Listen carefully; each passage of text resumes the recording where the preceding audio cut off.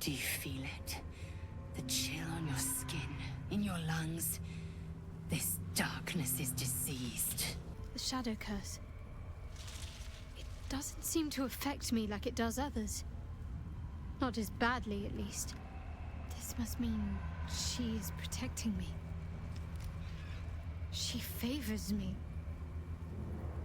And you don't even know what I mean, do you? Time to come clean, I suppose. I worship Shah, the Dark Lady, Mistress of the Night. Though, honestly, I'm surprised you didn't figure it out by yourself already. And this must mean I have her blessing. Lady Shah is protecting me where others are left to face her wrath. She loves me. She must do.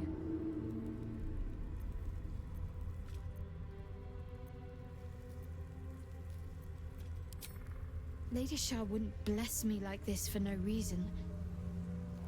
There must be something she wants of me. This isn't the first sign we've come across of a Sharan presence. I'm not sure I can keep ignoring them. Have you ever heard of the Dark Justiciars? They were Lady Shah's most elite warriors. I can't explain why, but something about this reminds me of them. I need to watch for any place dedicated to Lady Shah. A temple, perhaps. I need to know if there's more to this. Stay together. Keep to the light.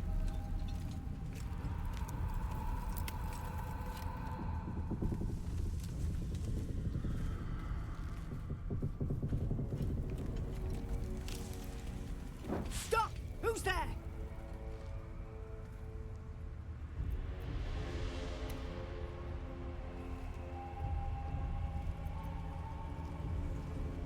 I'll be the judge of that. Stow your weapons, put your hands up, and walk into the light, slowly.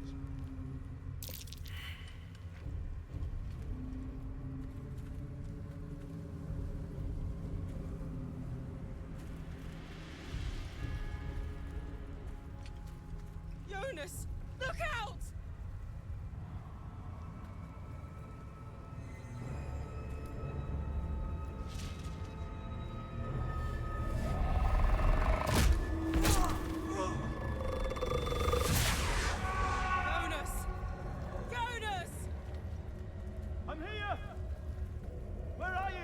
Jonas? Can you see our torches?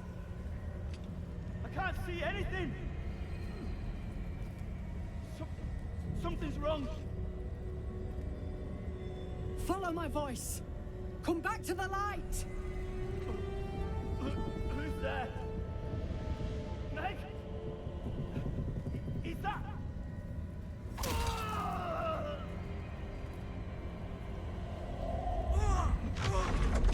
Jonas?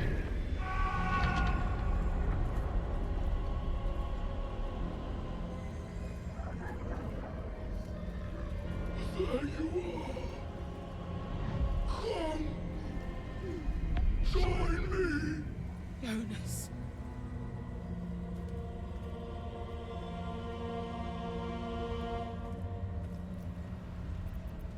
Step out of the light and you're done for. It's fight or die! To arms!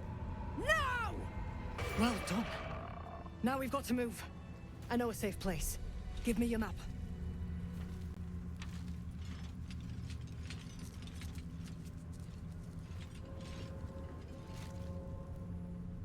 Keep your torch high. If you step into the shadows, you'll be felled in a heartbeat.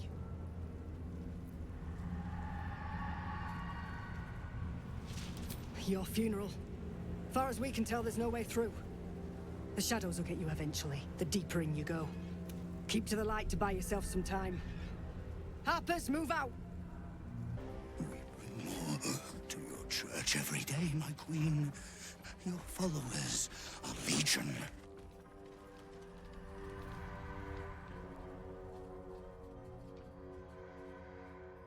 Your faithful stand ready, Majesty.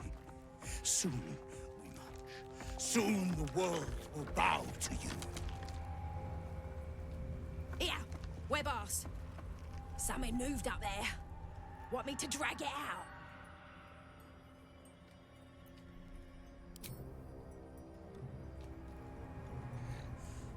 What's this? The Drider's eyes cut through the darkness, locking on you as your parasite squirms with excitement. Your minds connect, and you hear a voice whispering to you. The Absolute, or just the echoes of his fractured mind reverberating in the darkness. One of your true souls, my queen. How have they survived? A mere mortal warrior could have never persevered alone. Of course. You bless them too, my queen. Where is their lantern?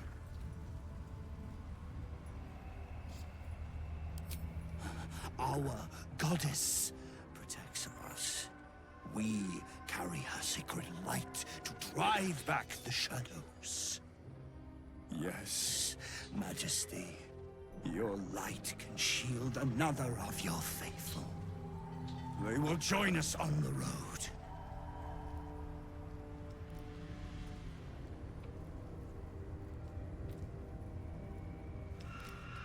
They will follow close. Do not leave the light.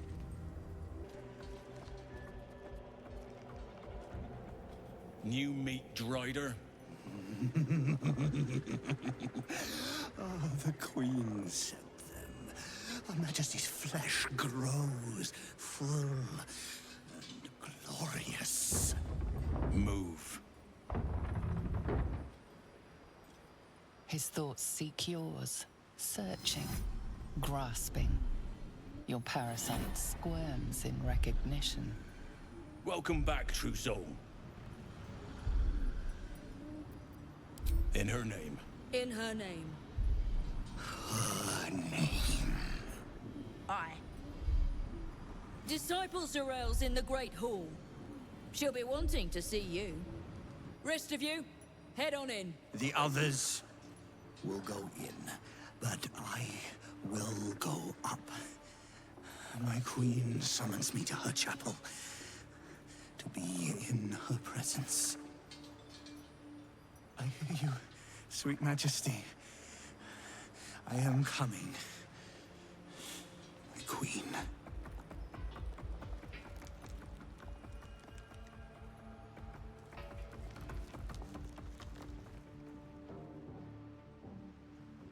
If you have coin, then show it.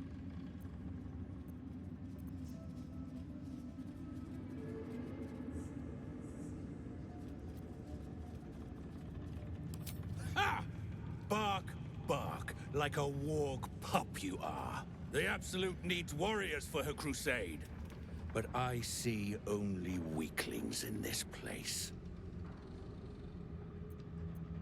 Prove it! Who's singing your name?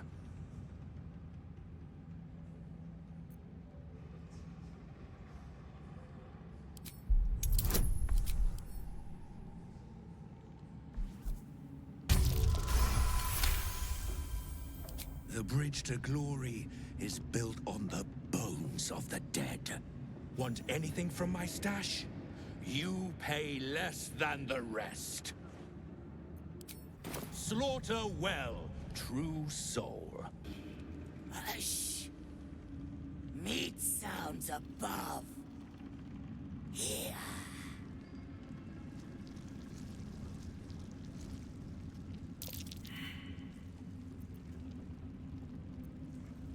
No! Meg only small. This huge. In walls above. Maybe whole tower. You find meat? You share. Don't mind Meg and her meat sounds. It's just her brain slopping around in her skull. Yours is a face I shred in my dreams. One who kicked the steel claw as if I were some stray. I am a champion hunter. When I lick my pelt, I taste blood. Ghost dragon, harbinger of death, child of the end. The tower feared you so, but one day I shall pry you apart, scale by scale. Fortunately for you, the slithering vermin I hunt has my attention. For now.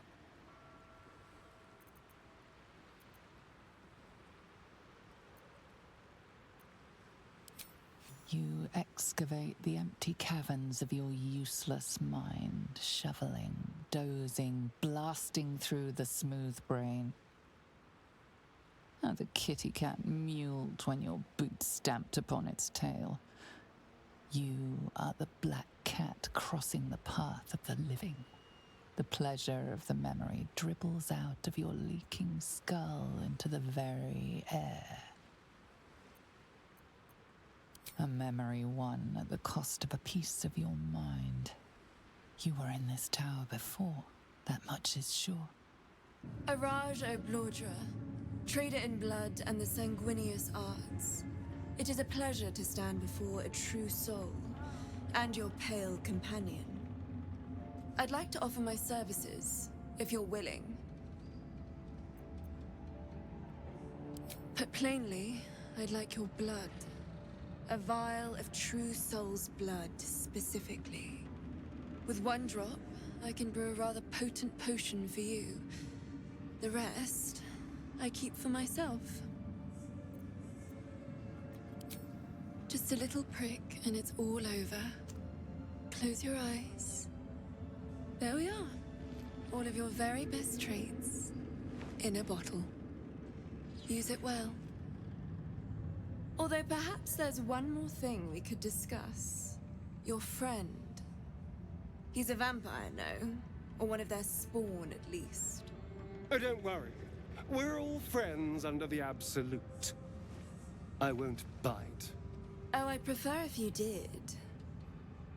I assume he belongs to you? Ah, it's like that. Do you have a name, Spawn? Astarion, but hold on. Good. Now, Astarion. I've dreamt of being bitten by a vampire since I was a young girl. I'm sorry, you want to be bitten? To feel your life's blood slipping away. To dance on the edge between life and death. Yes, I want it. I'll even compensate you. A potion of legendary power that forever increases the strength of the one who consumes it. It's not for sale, but it's yours if you bite me. I will have to decline. Excuse me? This is a once-in-a-lifetime opportunity and you're squandering it. I gave you my answer. Can't you talk some sense into your obstinate charge? I'm sorry, but could you excuse us a moment? Are you actually asking me to do this? Trading me for some potion? Because there's something wrong with her blood. I can smell it from here. It's rank.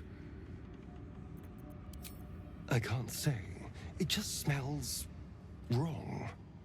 Unnatural. Drinking it wouldn't kill me, but it would not be pleasant. I don't have all day, true soul.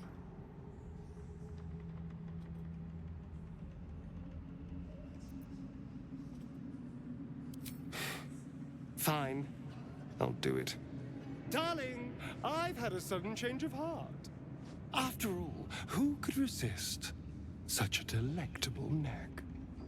Hold very, very still.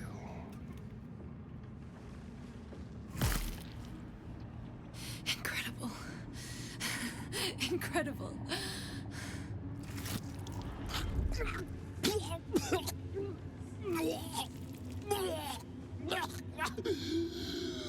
Oh, hells.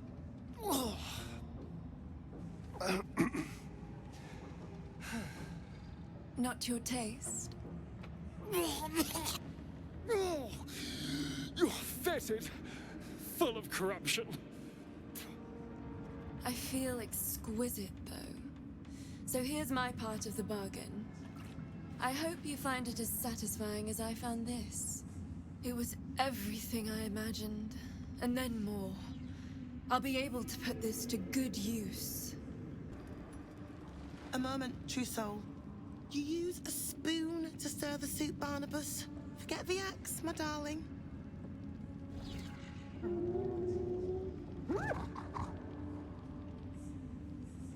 Now, how can I help you?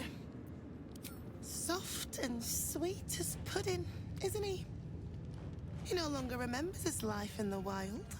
That is the gift the Absolute gave me when I stood before her. To rewrite the lives of her faithful.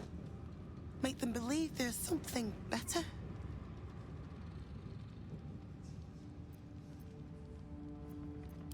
Oh, the good is buried deeper in some, that is true. But she will always find it.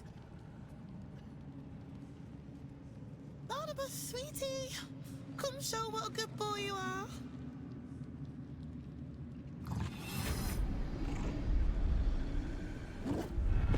What would you like him to do? The prayer, I think. Barnabas struggles with civilized speech, but he's been practicing. You feel her will surge outwards and envelop the creature, inexorable as the tide.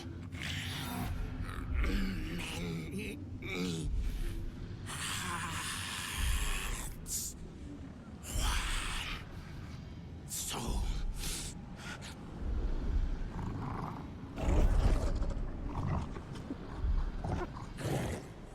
No, Barnabas! We talked about this.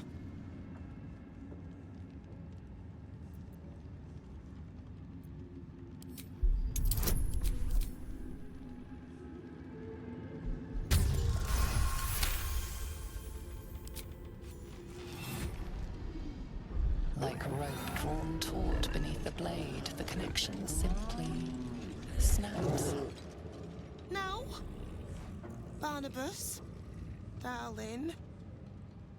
No! There's a parasite in that corpse. Trace of restraint is gone. Barnabas has tasted blood, and wants more. To your surprise, instead of ravishing you, he grovels with a howl of pining awe.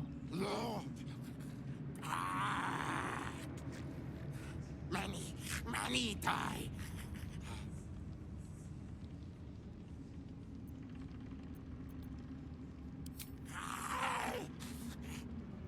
We did as we was told, General. Followed every order. The facts suggest otherwise. You were ordered to retrieve the artifact. You failed to do so. Us? No, it was Minfara. She got the orders. She... Enough! A blast of mental energy washes over you, filling the room. Your tadpole squirms, urging you to obey. You failed to retrieve the artifact. You failed to protect your true soul. You do not deserve to live. Mercy, General! Please! General Thorm? Let our newest arrival speak. You have seen what these creatures are capable of, and you have seen their inadequacies, isn't that so? What is your judgment? You know I'm loyal! Tell him! Enough! True Soul, tell the General how the goblins served our cause. Lies! I served the Absolute! I did everything I was told! And there you have it. We're too close to the ending, and the new beginning. I can coddle failure no longer. Kill them, quickly. What? No! You creaking old bag of shit!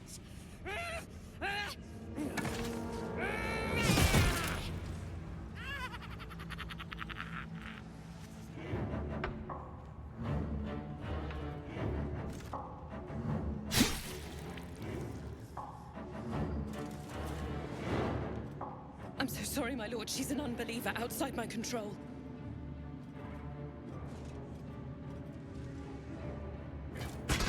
Try again.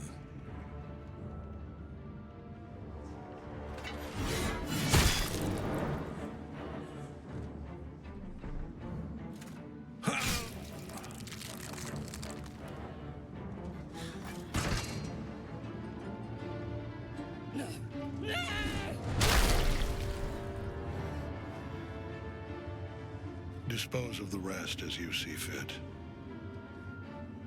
Or better yet, let us take advantage of our surprising guest and their particular creative genius.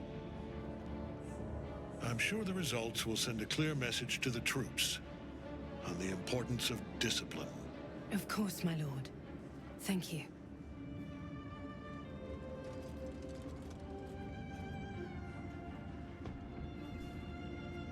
You heard the General. The goblins are yours. Deal with them however you wish. Do. Have fun. Here in the seat of the Absolute's power, your authority over them is complete. They will obey any command. Report to me upstairs when you're done. Please! You gotta help me! For old time's sake!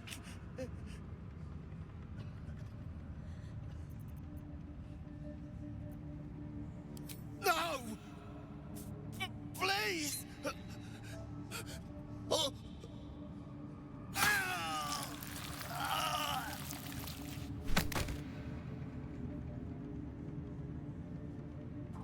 Done. Nice and neat. Now, let's report to the lovely Zrel. In another lifetime, you were greeted in this throne room like a god, not the living wreck you are now. Your disgrace has something to do with this Ketheric. You yearn to flay him until he forgets himself, as you have.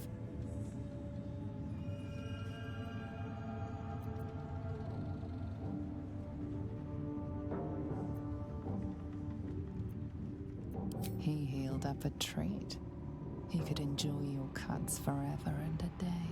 General Thorm's prayers and preparations must not be disturbed. The rooftop is off limits to everyone. Even you, Disciples Realm? Everyone. Keep watch and ensure that nobody passes. Excellent timing, true soul. The goblins. Tell me how they suffered. No, better yet, show me.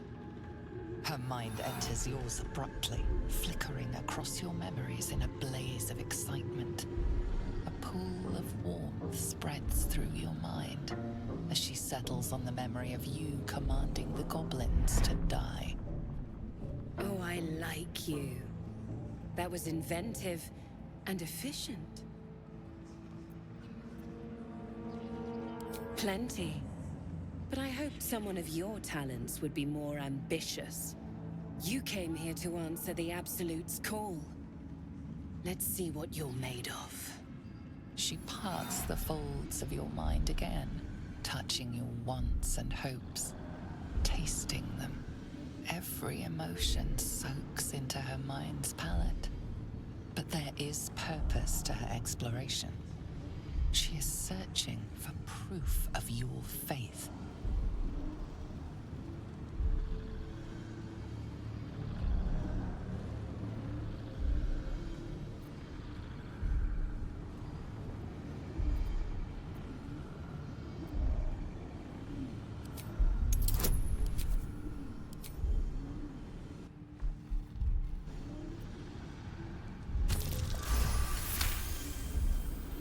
The Absolute fills your mind. But you have doubt and anger in your heart, not love.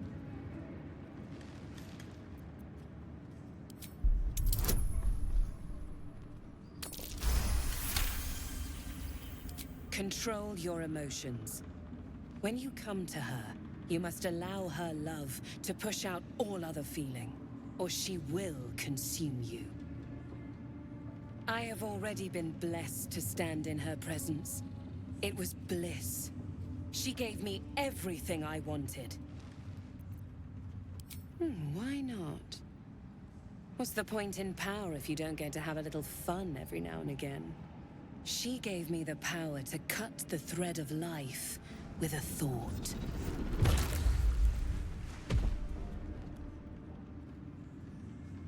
But I can caress as well as cut. That's why you should stay on my good side. And the best way to do that is to serve General Thorn. I have a mission for you. That's it. Play along. The closer you can get to the General, the closer you'll be to the answers you seek. There is a relic that General Thorn requires. He sent his most trusted advisor, disciple Balthazar, to retrieve it. The relic is beneath the Thorn family mausoleum. That is where you will find Balthazar. But we have lost contact with him. Go there, aid Balthazar if you can, and bring the relic home. The shadows around the mausoleum are deep and hungry. You'll need a moon lantern to survive them. Take one from Balthazar's chambers. But don't pry.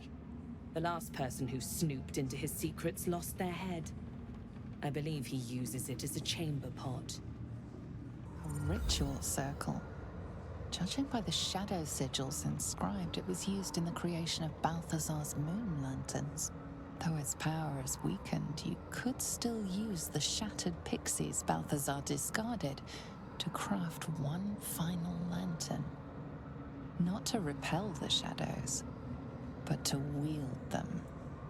Mystra forbids the use of such magic. She would insist the sigils be destroyed, the circle's evil dissipated. But she is not here, and you are. If Mystra were here, I don't think she'd be best pleased with me for doing that. She was always rather fond of pixies. Still, I'm sensing no signs of any divine retribution incoming.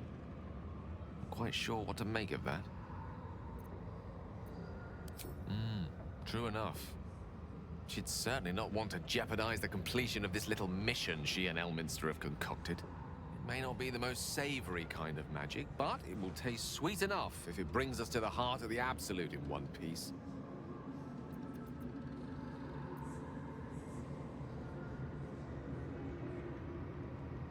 That's good to know. Although I should say, I do what I do out of a sense of utility and pragmatism, not a love of the unsavory. Whatever advantage I can gain for us, I will. And I refuse to feel guilty for it, no matter how much Mistra's chidings might echo in my skull. Now come, best keep moving.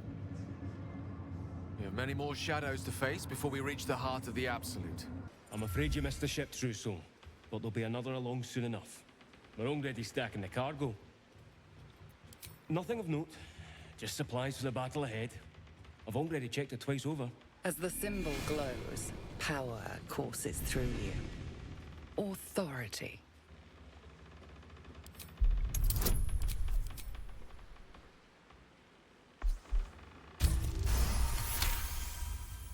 The presence deep in your mind is awake, unblinking. This is it. A single word pervades your consciousness. Soon. As you bear down on his mind, you feel a pulse in response. 1,000 pulses, echoing from the nearby crates. Tadpoles. His mind had rejected the knowledge, forced it behind a mental wall. A wall you just took a hammer to. Worms. Worms in their heads. Worms all over.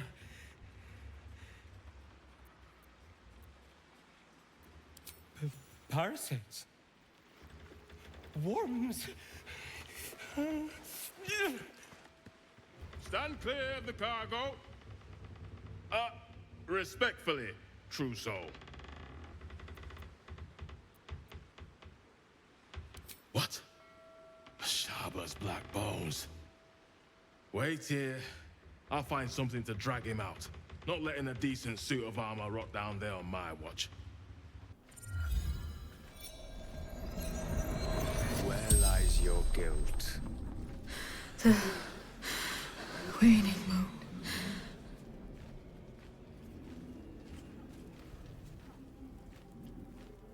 I am not people. Though many would question how wise it is to approach a stranger in the dark. Be on your way.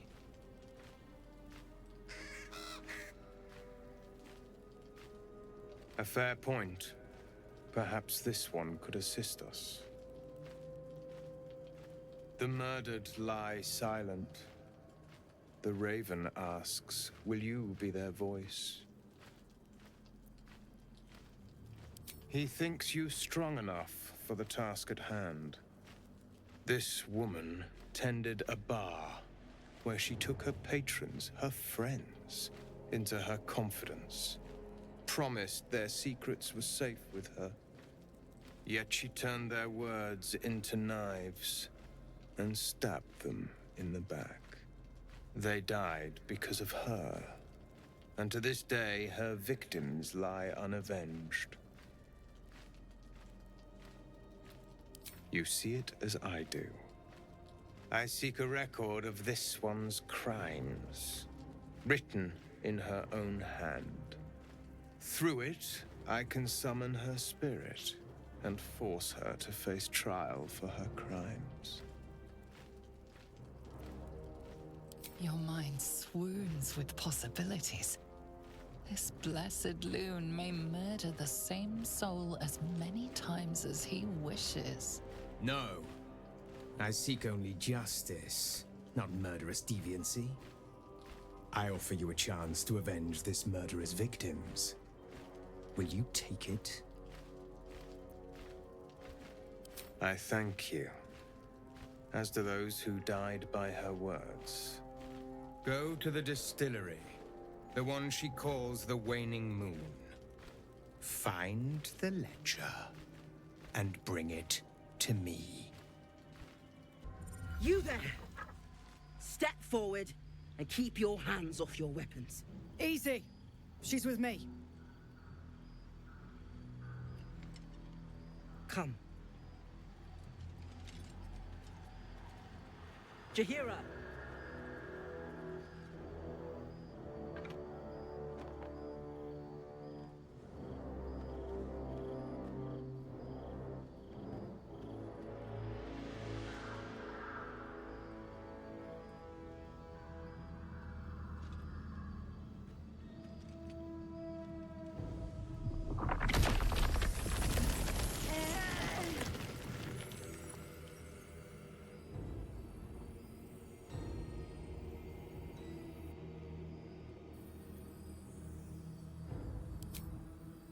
Hello.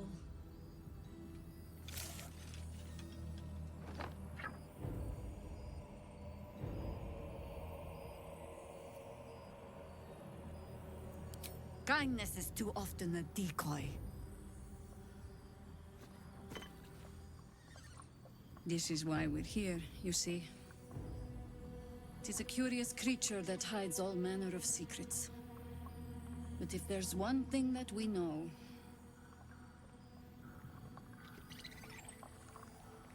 it's that it knows its own kind.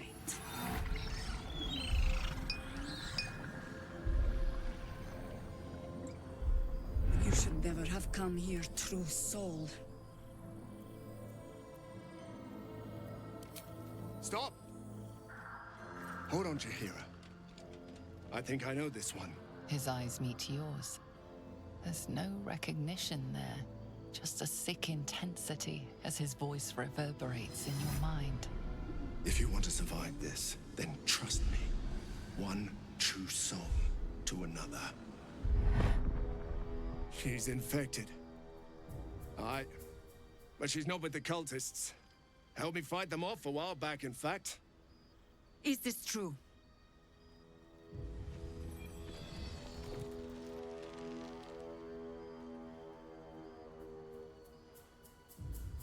Don't do anything stupid. Just say he's right and get us out of this.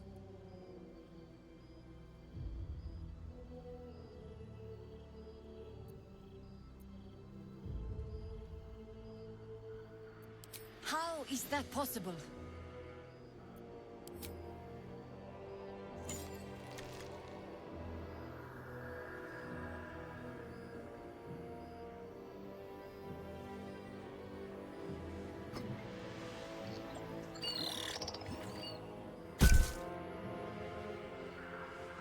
What in the hells is that thing?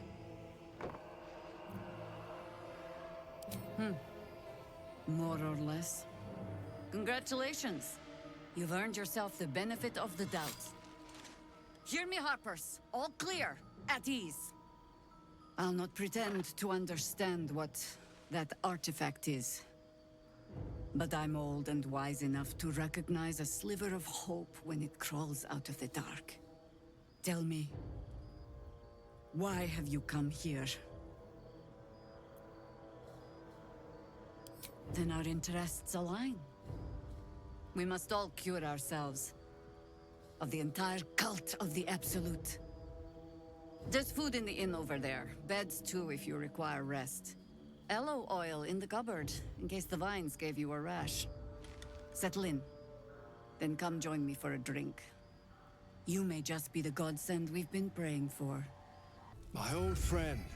Very good to see you again. Clever ruse showing off your little artifact.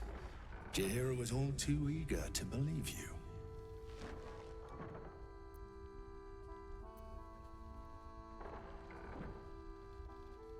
My pleasure, true soul. I suppose General Thorm sent you to help with my mission. That's all right. I don't mind sharing the glory. This man takes orders from General Thorm. Helping him may be just what you need to gain deeper access to the cult.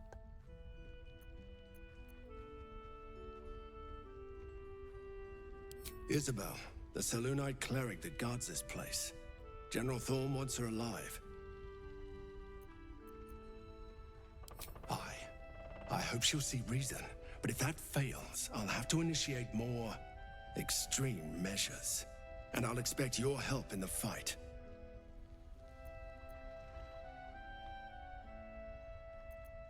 Isabel's on the balcony. Should be nearly done with her prayers. Let's go say hello. I sought to reach a Githyanki creche and be rid of these tadpoles.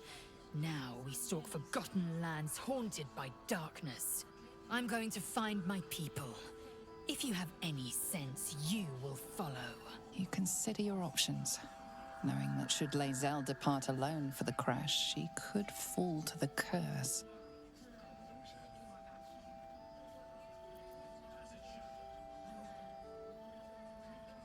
To the creche. And do try to keep up. A friendly face. Oh, you are a sweet, sweet blessing, my dear. You know, I've had nothing but trouble all day. I've been accosted, chased, insulted. Look over there. Do you see that wretched little hive?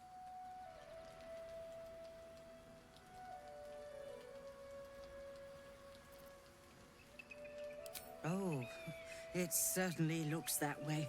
But inside, it is swarming with brutish, stupid, rude Githyanki. Brutish and rude by your wretched standards. But stupid. Chucky. Your charming companion would call it a creche. But it was built on what remained after the Githyanki slaughtered all of the monks. I'd call it a murderous training camp. Acutely observed on both counts. Honestly, I was doing them a favor offering to buy one of their eggs. And how am I repaid? Attacked and run off like some transient.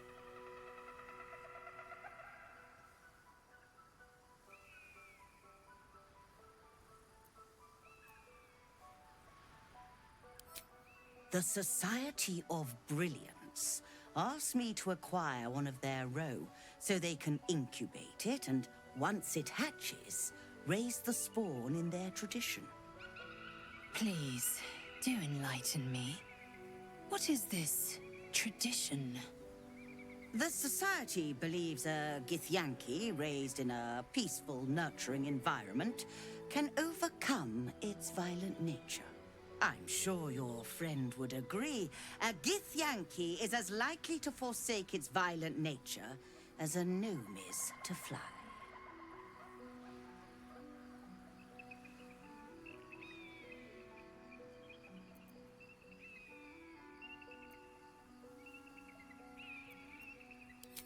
You've been sipping from the same goblet as the Society.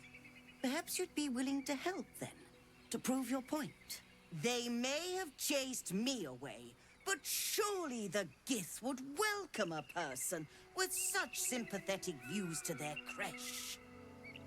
And once inside, you could simply purloin an egg. Steal one of Gith's own.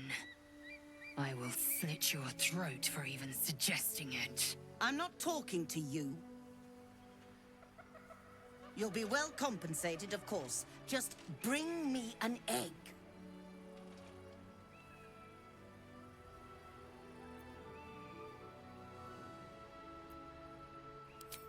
Pity. You'd have become rather rich had you the proper sense.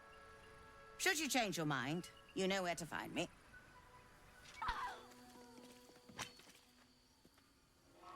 That's enough. On your feet. Where are you taking us? If this is about that weapon your friend was talking about, we don't have it and we don't know shit about it. Silence! Move! No. No, I'm not going in there. I won't.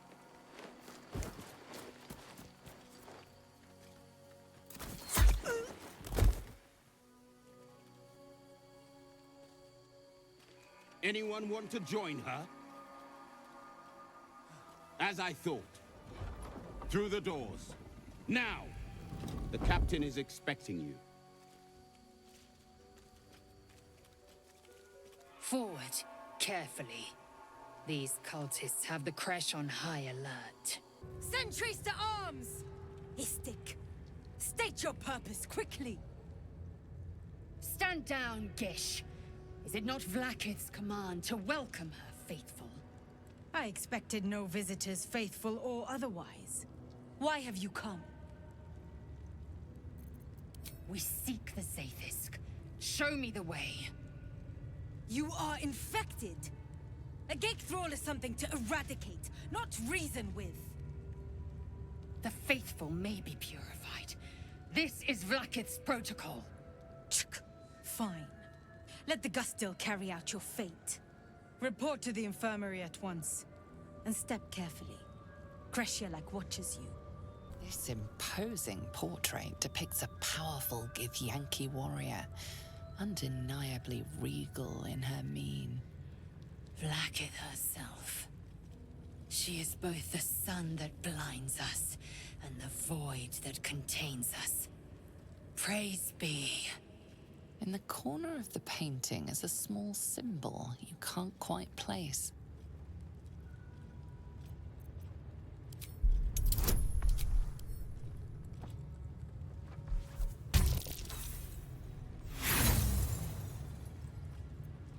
As hard as you rack your brain, the symbol doesn't look like anything you've seen before.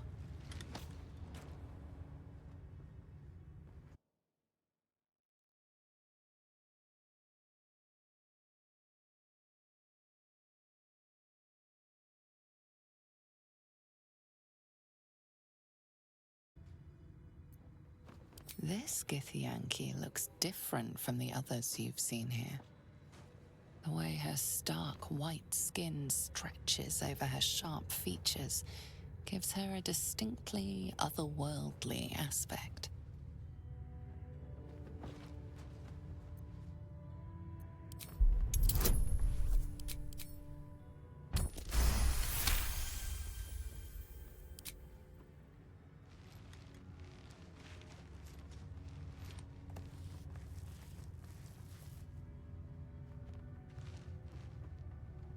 You take a moment to fully appreciate your masterpiece.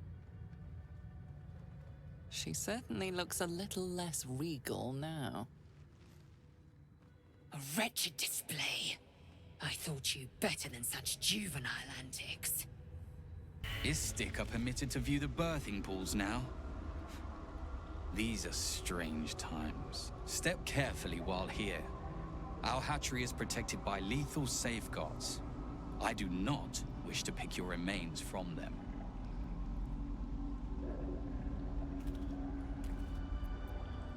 Most are hatched. Only one remains, monitored by Varsh Koku, the caretaker of our young. You may speak to the Varsh if you wish, but stay away from the egg. There will be no second warning. You can tell Kithrak Therazin that my position has not changed. The egg requires more time. Furthermore... Oh. I was not expecting an istik. What brings you to my hatchery? Most caretakers would not give the child its fair chance. But I shall. There could be greatness in that shell. You note that the hope in his voice is tinged with weariness. It's the voice of a man who's fought the inevitable for a long time.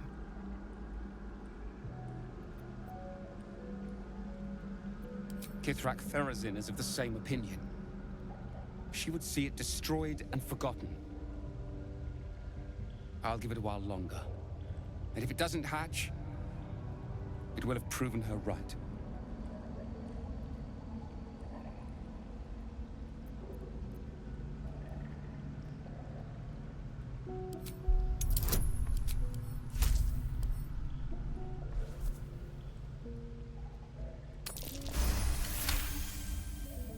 You? What do you know about Githyanki child rearing? Still, the captain's due for an inspection any day now. And if she sees it here... Tell me, what will you do with it if I entrust it to you?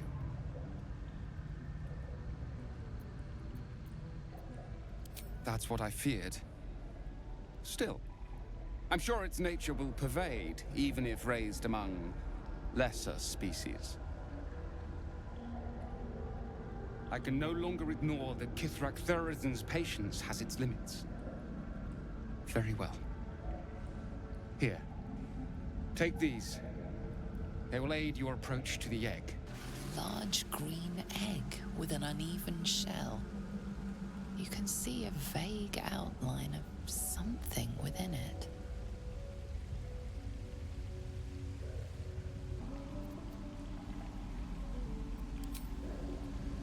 The egg is warm to the touch, the rough shell like slate beneath your fingers. Whatever is within is stirring ever so slightly.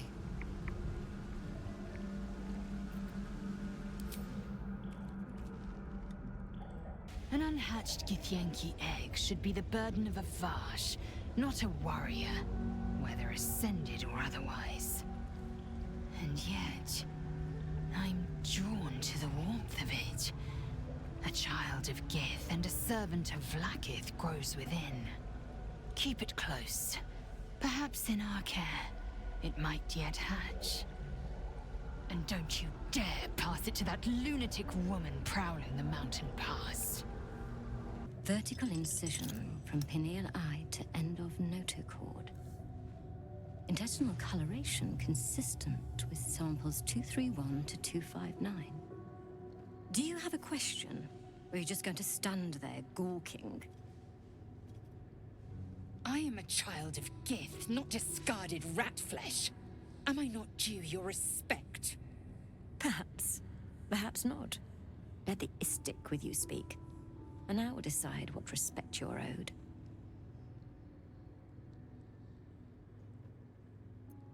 Nothing your kind is capable of understanding. The better question is, what brings an istik to my infirmary?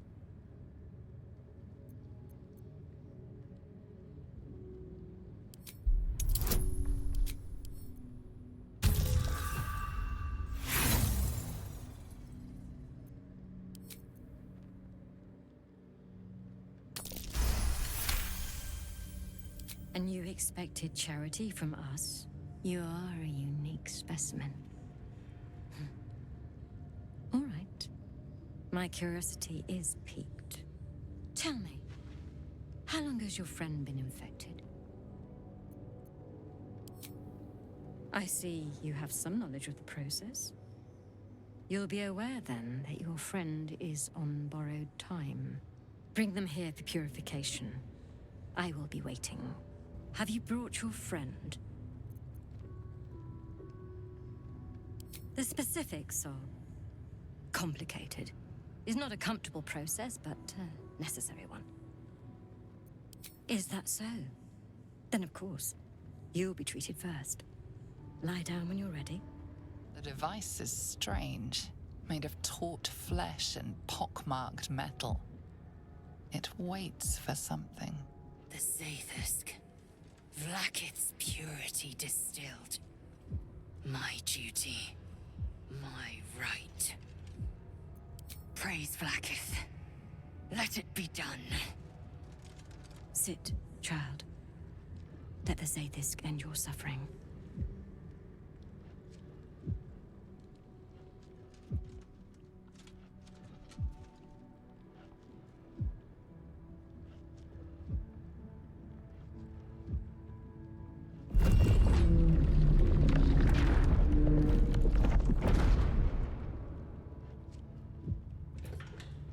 You must focus on the parasite at all times. The Zaithisk will do the rest.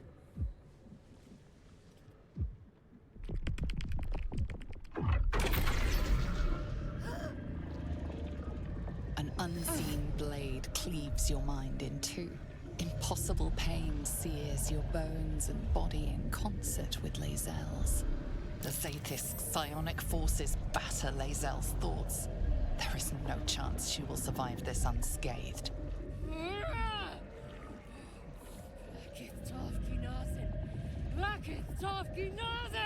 Yes, child. Speak the Talakit. Meditate on its verses. You feel Lae'zel's mind rip and rupture. Is this purification? Is this the cure?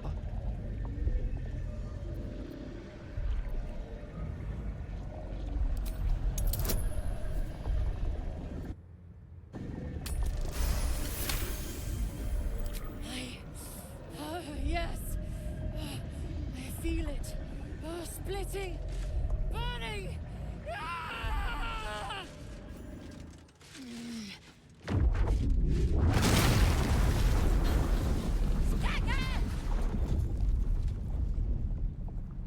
What madness is this?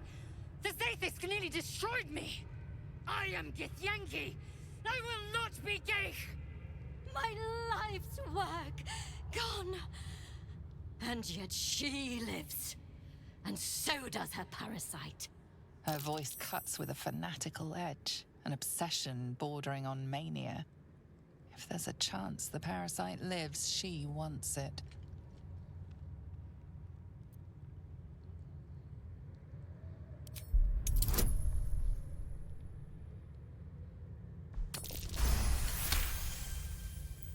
Really?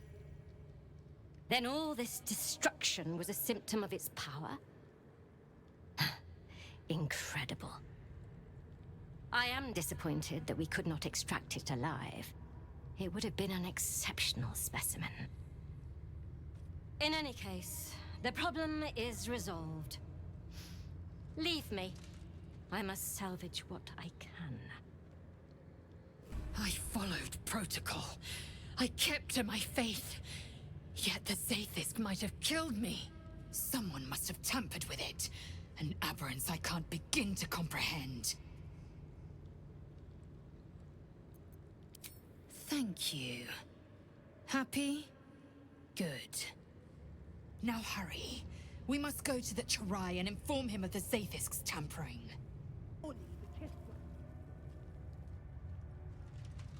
Please, Chirai, I can explain.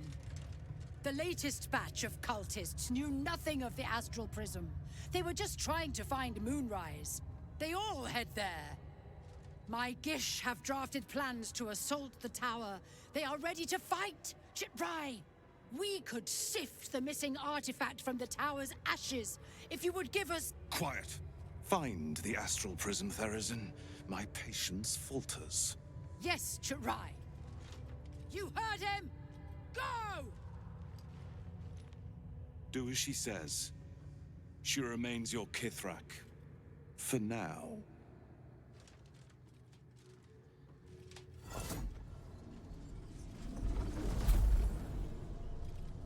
An Istik in my creche. You are one of the mercenaries sent to bring the weapon. The Istik is with me, honored Kithrak. So noted. But my question goes unanswered. Do you bring the weapon? Don't tell her anything.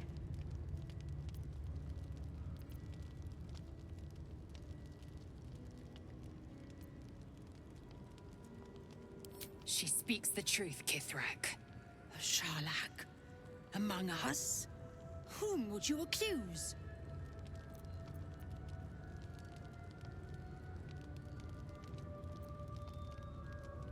The Gustil? A strong accusation from the mouth of an Istik. The very same said to hold the weapon we seek. Shema Zalavlakith. Give it to me! No. No!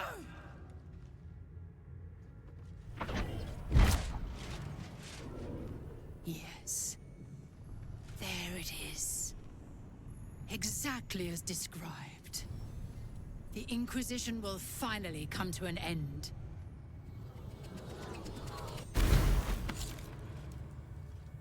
Ah! Trickery? Heresy?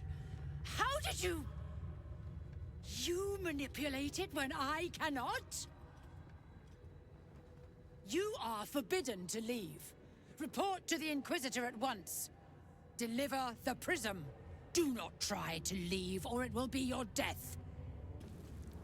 My Arden spoke of one of our kin that escaped a crashing Geik slave vessel. Ch'rai. Vlakith's justice in flesh. You have accomplished much, child. I am pleased to finally meet you. I heard enough druids died by your hands to make the deity Sylvanus himself weep. To business. I suspect you plucked something precious from the Geik ship. Something that belongs to us. The weapon. Give it to me. Don't do it. The weapon is how I protect you. Do it. Do not disobey the Inquisitor.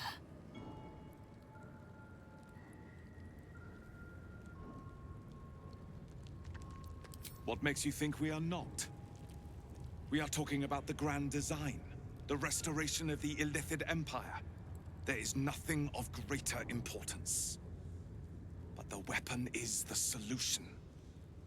I have heard it directly from Queen Vlakith herself. It is how we will stop the Mind Flayers before they destroy us all. Hand it over.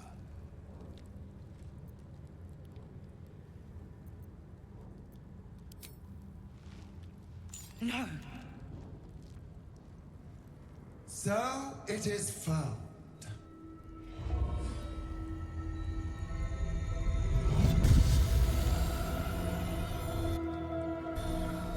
Vlakith Gorg Shkathzai. My queen. Shkathzai. You are permitted to look upon me. You are invited to kneel. The Deathless Queen has spoken. You will obey. I expected little of Istik education. But here, we kneel before our queen.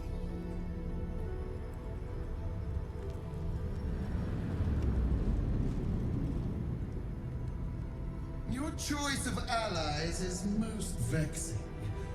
They do not become you, Lae'zel. Shema Zala Vlakith. You know me. Erlon of Kalir speaks most highly, as did Alchaya before. You seek purity. I may yet grant it.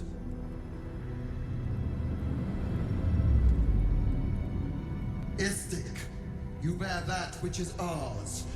But are you friend, or are you thief? An unexpected servant. Your will is strong. Descendant of noble dragons, you honor us with your allyship. Extend your fealty one step further, and you will be rewarded beyond your mortal reckoning. That weapon you carry, The astral prism. It is corrupted. I will cleanse it for you, my queen. Tell me how. There is someone inside.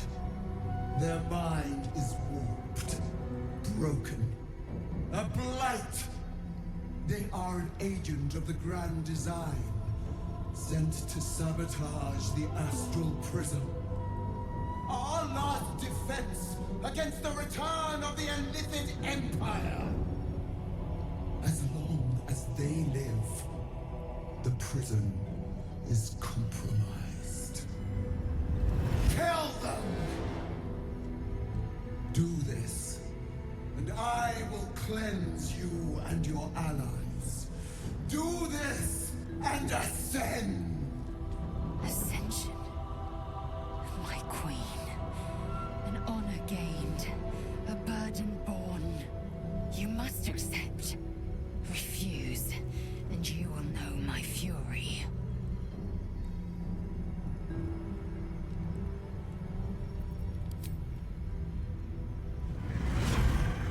Use the Planecaster's power to enter the artifact. Be wary of the creature's lying tongue. Cut it out if you must.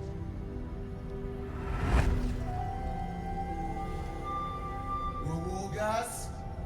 They are not to leave until it is done. As you say, my queen. Shma Zala Vlakith. We will not waste a second. Vlakith has spoken. Do not leave this room except to enter the prism. Turn your back on me, and you will feel my blade against it.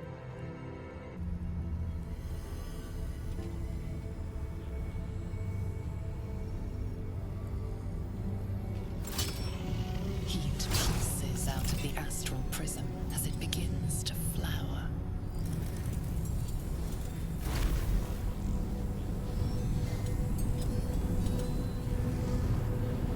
Your mind burns hot with excitement.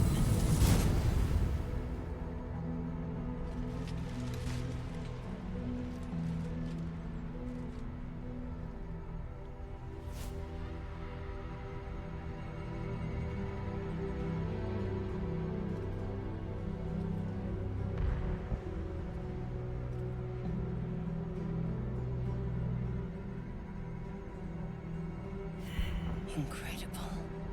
Space, unfettered from time. The astral plane. Just as I've dreamt it.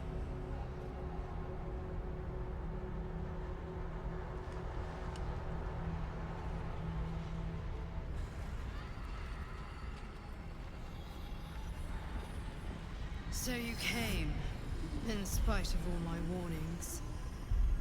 Disappointing. Come, we will talk in private. Just the two of us.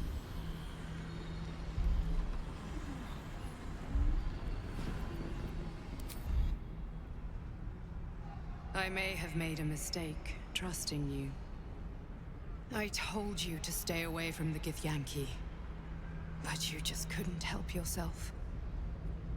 Could you?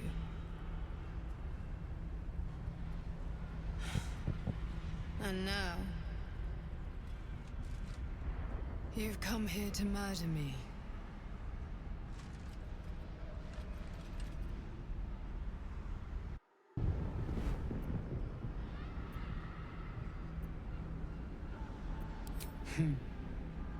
I told you I stole the artifact from someone. Well, I stole it from Vlakith. Since then, she has become desperate. Vlakith wants me dead because I know her secret. It is a secret so great that if her people ever found out, that would be the end of her rule, the end of her. That same secret is how I've been protecting you from the Absolute. I can hear your thoughts. You think I'm lying. Vlakith warned you that I would try to deceive you. But consider this. What reason have I to deceive you? I want the same thing as you. Freedom. I'm on your side. I have been since the very beginning.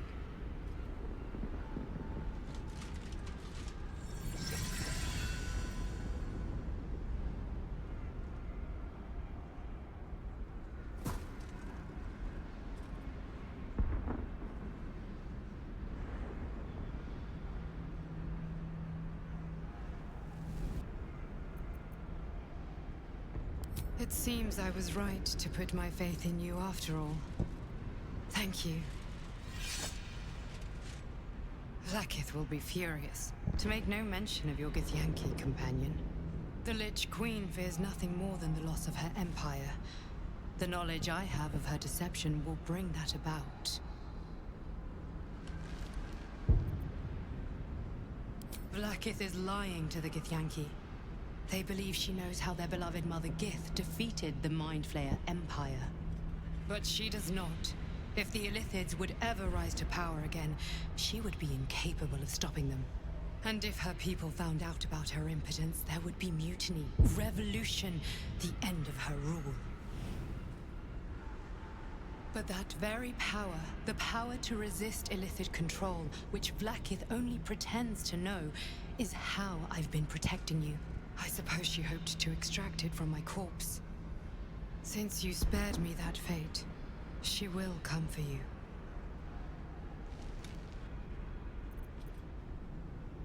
She most certainly will. I have delayed long enough. The next attack is overdue, and I can't risk you being caught in the middle of it. I need you out there, searching for the Absolute. You were on the right path, to Moonrise Towers. Return to it. Be warned, the Inquisitor awaits your return from this place with orders to kill you. No doubt the rest of the Kresh will join him. Good luck. Speak. Have you killed my queen's enemy? Vlaakith does not lie to her faithful. Open your mind. Show me. Your mind tingles. Lae'zel seeks entrance. Your thoughts become one. She sees the truth of your confrontation in an instant. Vlaakith Tafkinazin. I see only madness.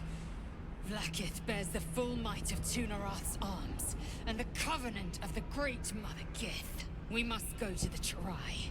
He will summon Vlaakith. She must know of this apostate. Lae'zel, I've been waiting. You are named Hashalak. Bend your head, for my blade is ready. Chirai, please, summon Vlaakith. There's much... Irrelevant, Geik wretch. The Queen has spoken. Your death is decreed. You realize what Lae'zel doesn't. Whatever the outcome of your visit to the Astral Prism, Vlaakith had no intention of letting either of you live. Vlaakith. Vlaakith! I have wielded your fury as a blade, roared your wrath as a dragon. You promised ascension.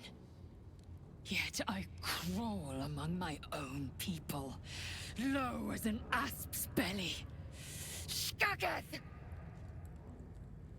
I followed your path. What good? This heart of stone, for it to be shattered.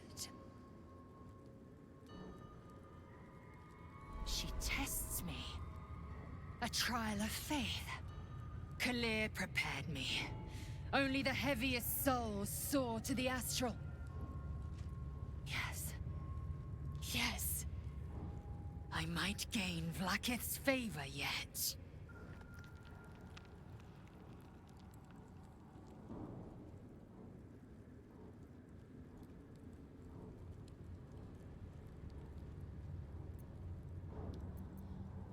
Silence! I must think. An ornate mace hovers before you, suspended in a shaft of brilliant light. A fist-sized piece of amber flecked with crimson is set in the handle, emitting a radiance all its own. This mace certainly has a very unusual design. The glow around the mace sparkles with beautiful disaster. You recall all the measures meant to keep you from reaching this place. The brutal aches in your body yearn to take it, though you sense it will spell misfortune.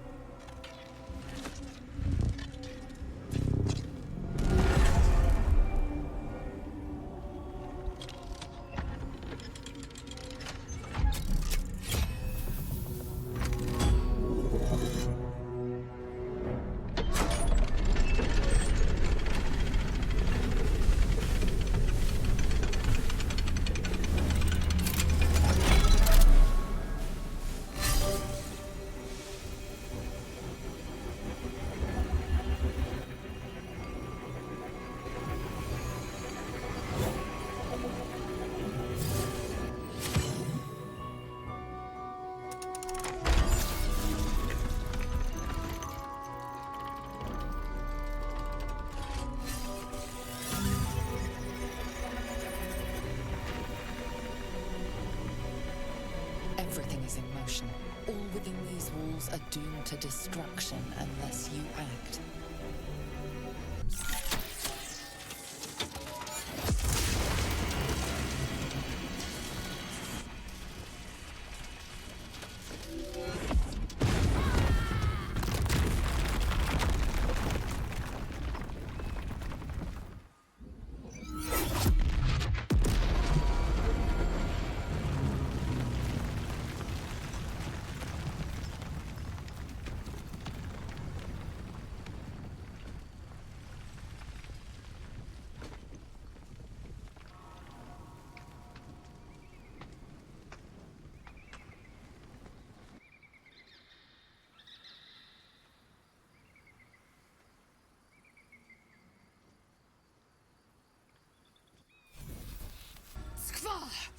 Githmazathok! Gertirok Torun. One theft consumes all. Protocol 402. Our greed reduced Kresh Yilik to rubble. Vlakith, absolve my sin or skewer my heart. In each, you might make me worthy. I care. Just because the Zaithisk failed, because Vlakith has marked us, makes this no less of a tragedy. I do not expect you to mourn, but I will not tolerate your rejoicing either. Skaketh! Next time, think twice before getting grabby with powerful relics in mysterious places.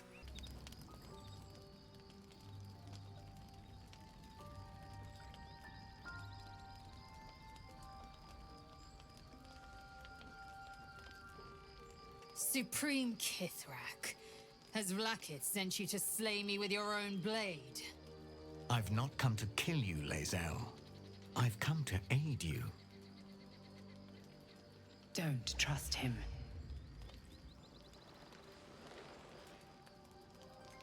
Skakek Kir Gith Shabeleth. My blade rests. Mother Gith compels you to listen. Be at ease. I bring only truth. I know you carry the astral prism, Lae'zel. Within it lies the seed of Vlakith's demise, and I intend to help you bring it to fruition. Vlakith's demise? Skaketh! I should run you through for suggesting it.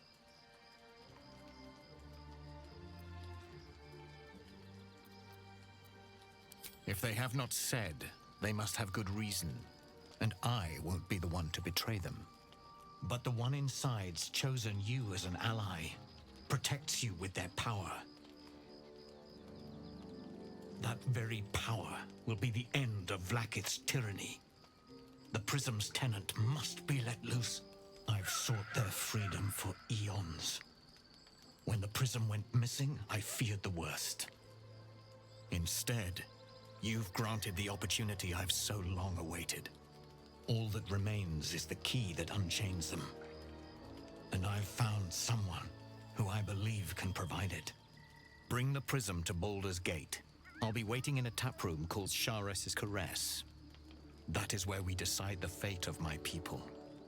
Lae'zel, together we will break our chains and be Vlaakith's slaves no longer. I am no slave, just still Kithrak. The Undying Queen is my freedom. It is she who will purify me, and she who will ascend me.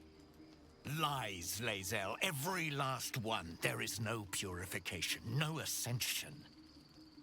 The Zaith Isk does not purify, it extracts memory and kills the infected. Nor does the Lich Queen glorify the ascended. She feeds on most all of them to grow her power and pursue godhood. Madness! You flood me with this heresy. I will hear no more of it.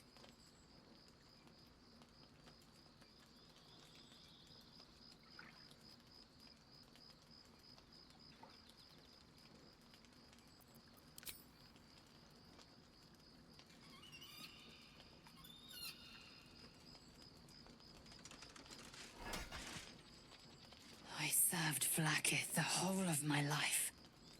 Learned her words, fought her battles, yet she names me her Sharlak.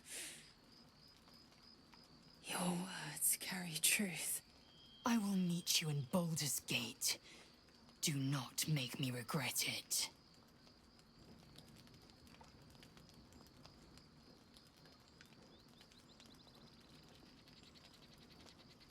Lae'zel, I see Talak Magir in you, sister in freedom. Together we will be our people's light. Take this. It is a Quanith, a psionic detector. The Queen's warriors hunt you. The Quanith will sound you out when you come near their portals. Hear its cry and prepare for battle, or slip away. I should go. Vlaakith's gaze pierces the seas and skies. She believes me loyal, and I can't afford her mistrust. Keep the astral prism close. Let no one take it from you. Slay any who try. Now to Baldur's Gate. I'll be waiting, Lae'zel.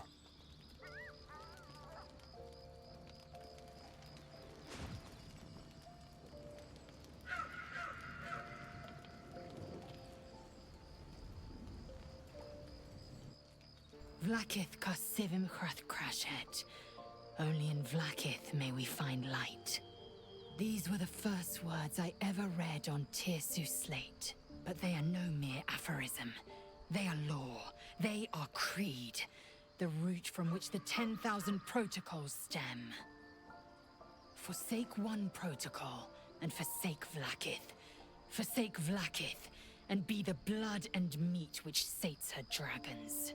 If Voss speaks true, if Ascension is a lie, if tadpole purification is a fairy tale, then I have not sinned against Vlaakith. She has sinned against me.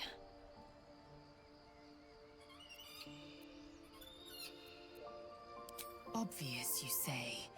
But does the dragon of the sky ever look to the worm and dream of crawling? I was taught but one way. The superior way, Vlaakith's way. Until now, I never thought Vlaakith a tyrant or me as a vassal. She was the source of my might, and I the envoy of her will. A warrior, a champion, a destroyer.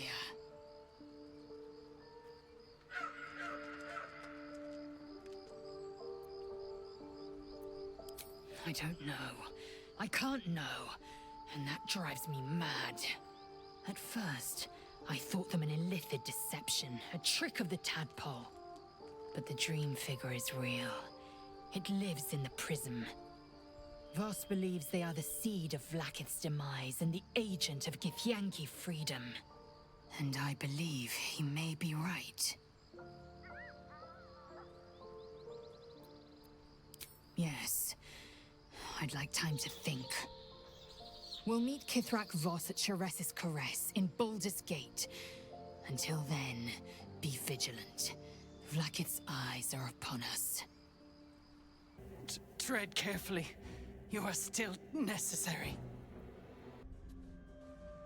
The objective of the Scalpel Sisters is to soothe. For the Scalpel indeed is an extension of Shah. See how the patient reacts when I but stroke the right nerve. Hear its comfort, hear the very melody of mercy. Pray, sister, show us the extent of your beneficence.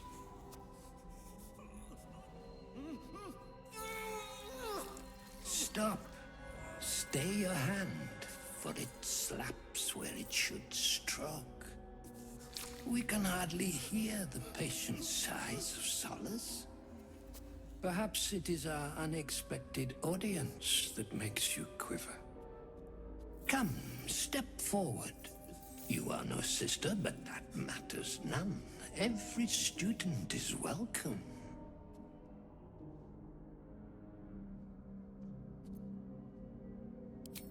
Behold, sisters, the very face of ignorance, one who mistakes tenderness for torture. Go on, acquaint the face of ignorance with the true object of our studies. Absence. Absence. No other word captures the heart of Shah so very perfectly. It is the scalpel-led journey that leads from pain to peace. Only a beast of a man toys with his victim. Entertaining, if not efficient. See? What is the light of eyes but the cancer that causes one to witness the laceration of being? If light is the symptom, then darkness is the cure. For in light there is presence, but in darkness there is absence. In light is presence, in darkness, absence. But you, look how the succor of Shah eludes you.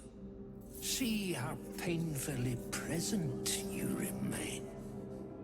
We do not wish to see you suffer so. Let us cure you.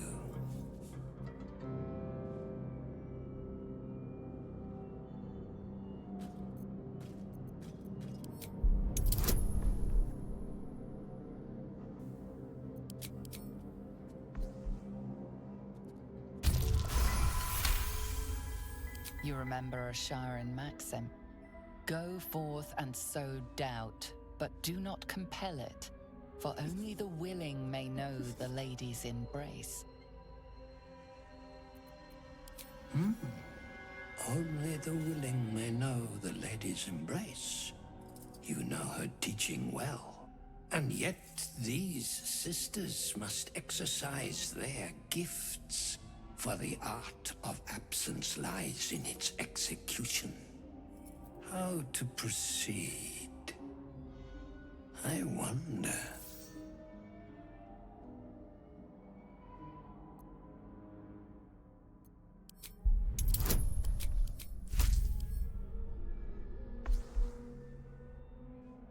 Only the willing may know the lady's. I see now. By example, I must edify and quell the light that blinds us.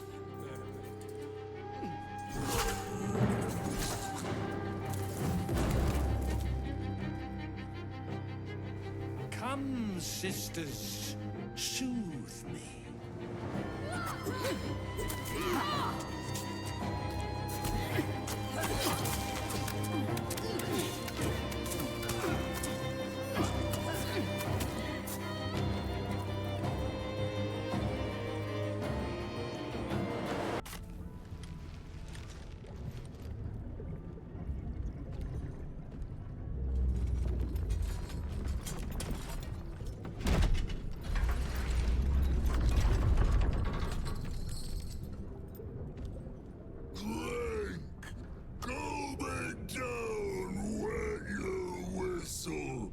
Tell your story.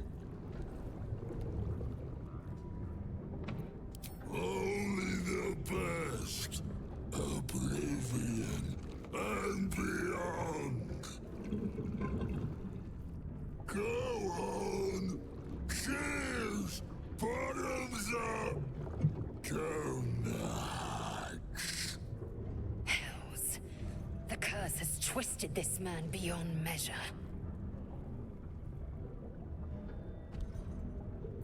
Leaning in, you can see how the creature's skin barely holds it together. The bulge of its belly is on the cusp of bursting wide open. Near to bursting. The next few sips could be his last. Go on, drink. Make it drink. Be drunk. You and I both. To our good health.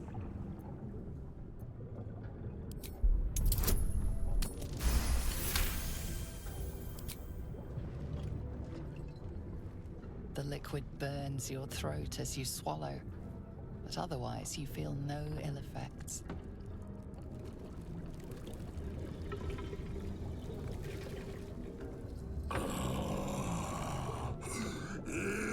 Elixir. But such a small sip you take. Fear not. You will soon quaff as I do.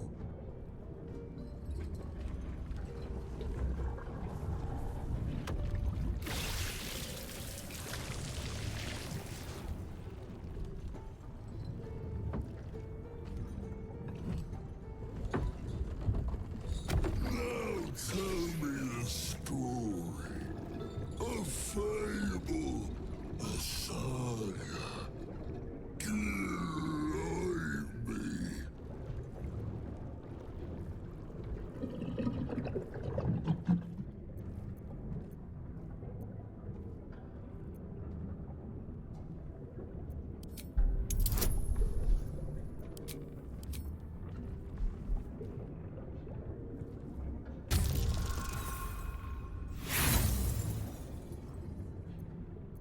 A wasted journey.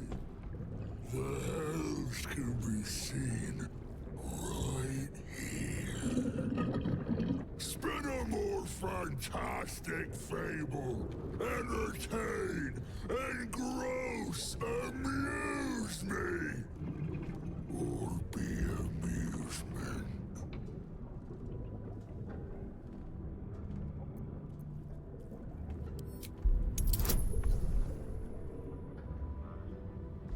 Fantastic fable.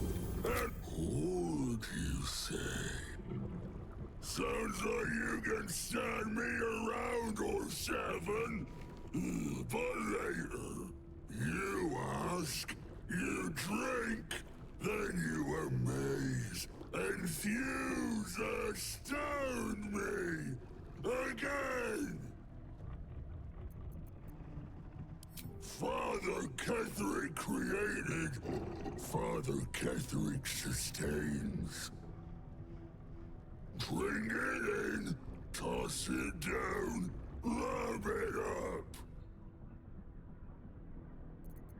Father Ketherick's laughter, not joy, not ever, never, only laughter. Questions done, finished, over, only drink.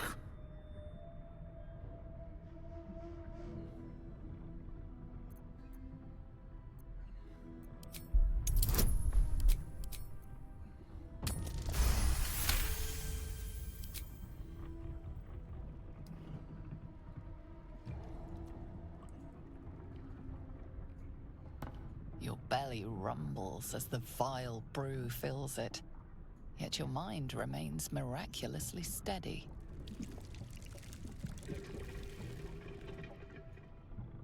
More stories.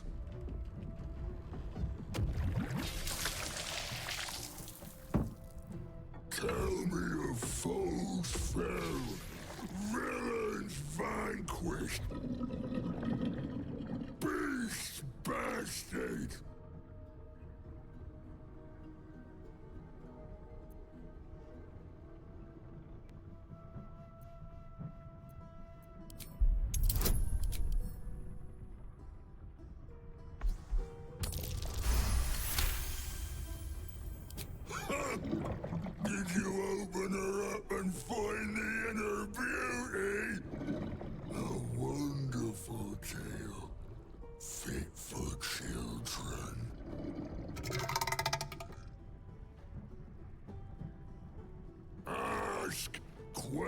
Captain, make your query and drink once more.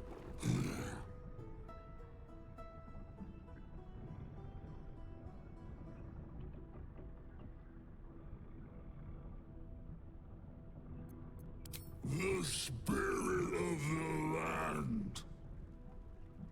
More drink. Father. Father is Father. Eternal. Invincible. Forever. Except not. No more questions. Drink!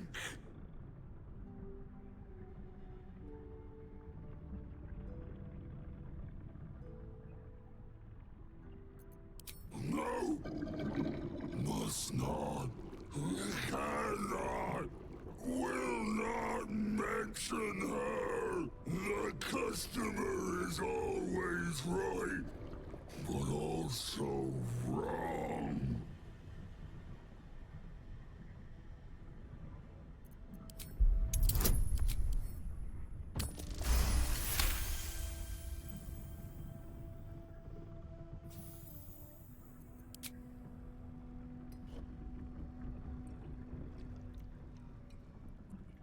Each swig is as painful as the last, but you remain in otherwise sound mind and body. I know you. I knew. I know.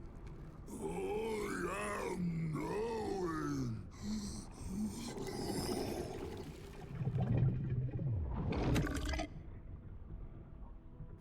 You want Father's personal, mysterious secret. Secret? No. Not never. Father said, ordered, commanded. Don't say it. Don't say it. Her cage. Her cage. Talk and perish. Die. Buried. Buried in Thorn Tomb. Father told me. I can't perish. No. Nay. Neither. Too strong.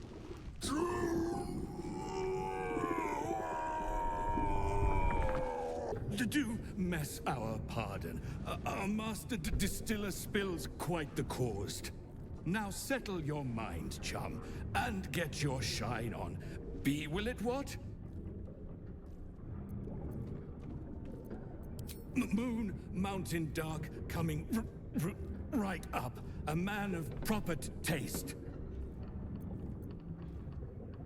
To chum yourself up and whisk the old luggy jug bug you. So be what? The curse has left him with as much sense as a newborn slug. Research notes. They describe a powerful venom extracted from a rare purple worm. Distiller Thisibald Thorm sought to create a fatal poison using the worm's gullet. He procured several parts of a worm gullet, but rinsed one in error. The poison he brewed was noxious, but not fatal. He devoted months to formulating a deadly poison with the remaining ingredients, without success. After exhaustive experimentation, he was able to make a near-deadly extract from the glands.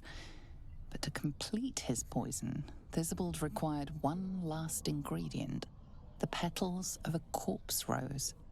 The book's index reveals corpse roses may grow near tombs, mausoleums, and particularly redolent cadavers. Theobald enlisted a courier from Baldur's Gate to obtain corpse rose petals and other ingredients and deliver them to a covert location. Unfortunately, a deep purple stain darkens the final page, obscuring the parcel's destination.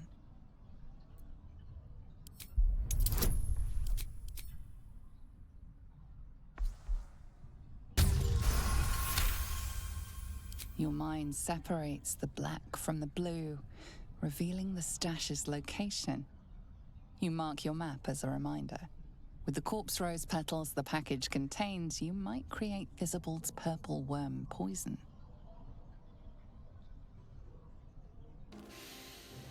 The air stirs in trepidation. You have the ledger. The Raven always knows.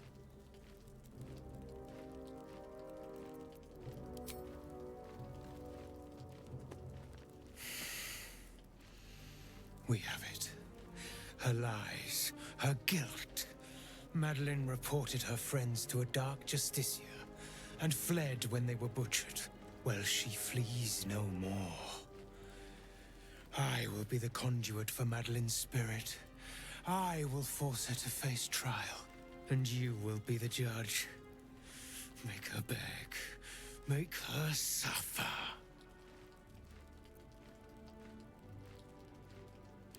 The Raven was right. We were fated to meet. Break her, my friend. Most thoroughly.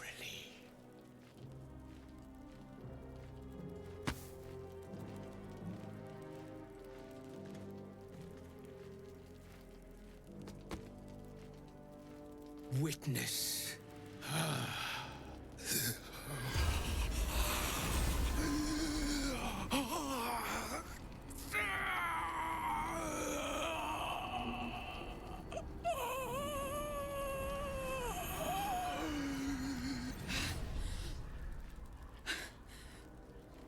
You said I was gonna be punished. That you'd be the judge. But I didn't mean to hurt anyone.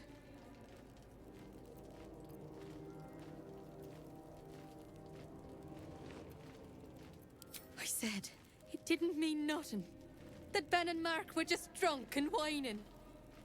The Dark Justicia promised she was gonna chat with him. She promised!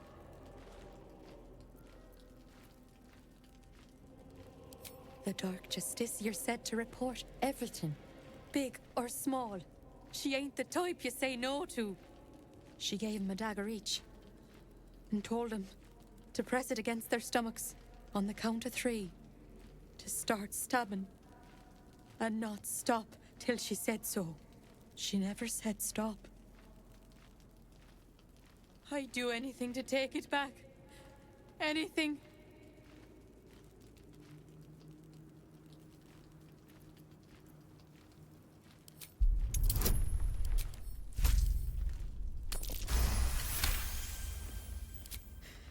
You're right. I'm a killer. A monster. I should have died instead.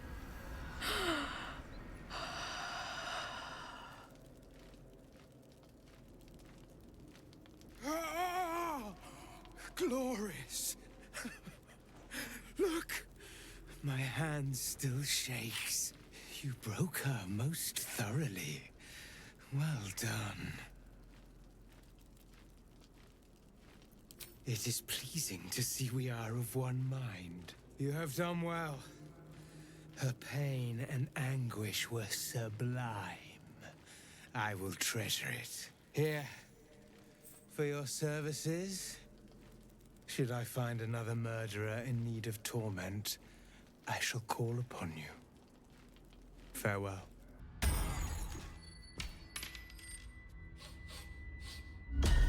What do you bring? I require good.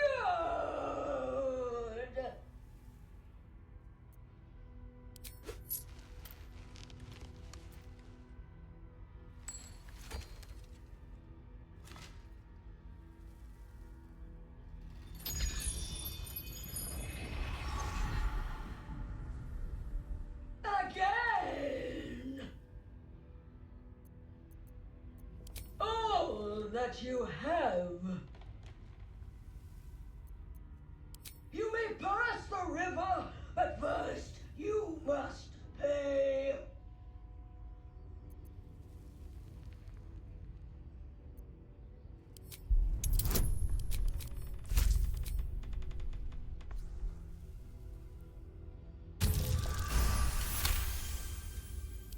The gold is not for me.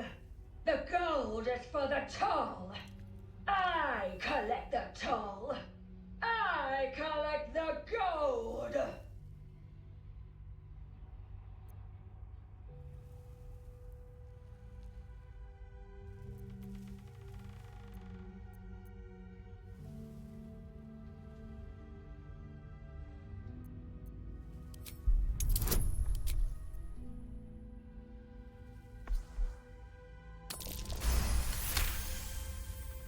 Gold. Gold. Gold. No. I paid back. Thoughts are back on the twisted Scaleritas and his honeyed words of violence. You called for me, milady?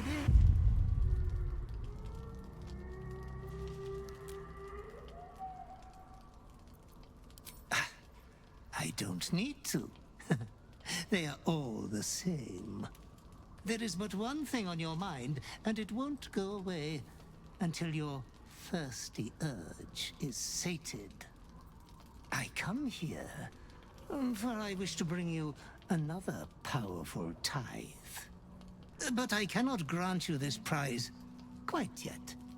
You must do something divinely unspeakable first.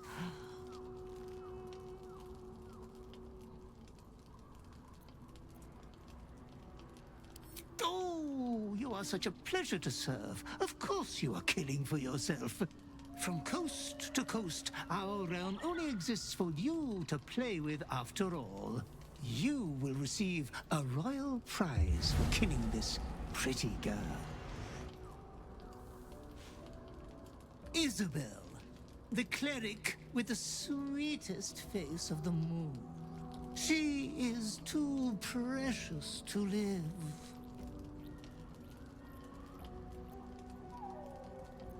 Fear not. Her death will fill an entire village with piles of bodies. You adore piles of bodies, Master. They have always been your favorite. Be true to yourself, my lady. No, still incapable.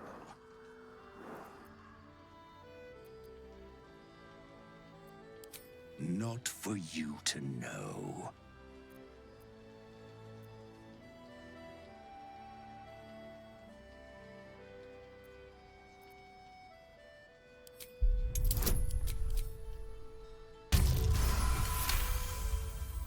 Well, come close. Your mind to mine.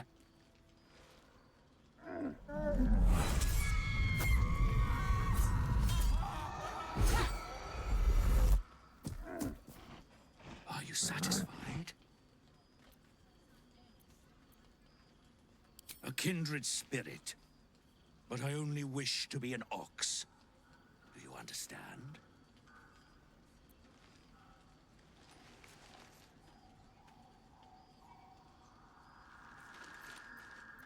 How very kind. I'm so glad you understand. Here, a little token between friends for your discretion.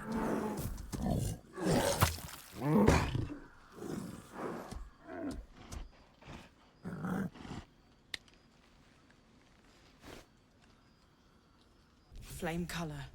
That's your name, isn't it? Art color? I'm Fistular. Nathaniel and me climbing up a tree. We We need you, sir. One of our own's been taken, a Grand Duke. You might know something that could help us bring him back. We found him out in the shadows, just wandering. Nothing survives out there for long. Don't know how he made it, or where he came from. This is no physical ailment. It is a spiritual malaise. The man's mind has been gripped by the Shadowfell, yet it has not broken.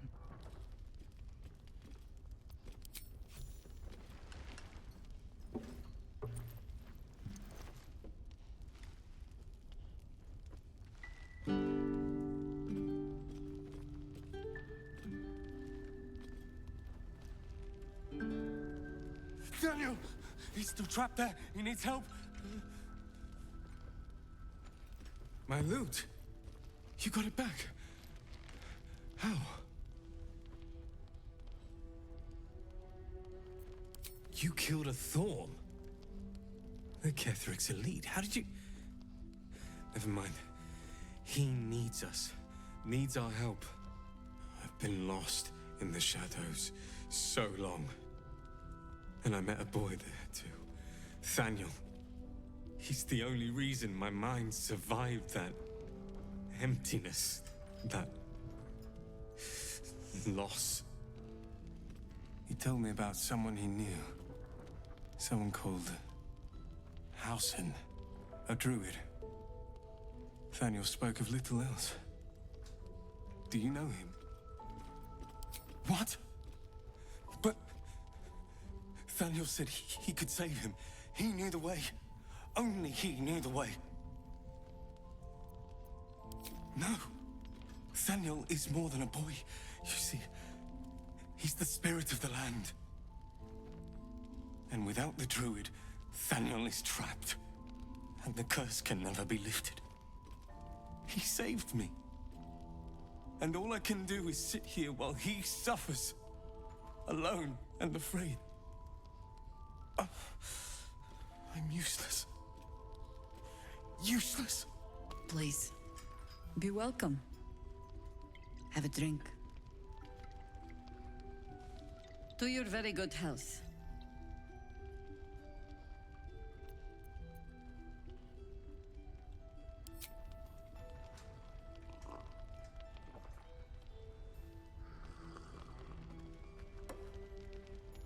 Well over a century old, and yet it hasn't lost a hint of flavor. Still not quite so sure about you, though. People tend to lose more than just flavor when illithids get their hands on them. I speak from experience. There's an air about you. Something alien. Answer me true and do not lie. The parasite is changing you, isn't it? You want to deny the parasite has any sort of hold on you, but somehow you can't. Jaheira spots your confusion, and her eyes narrow. It's the wine. I added a herb to your cup that betrays your lie.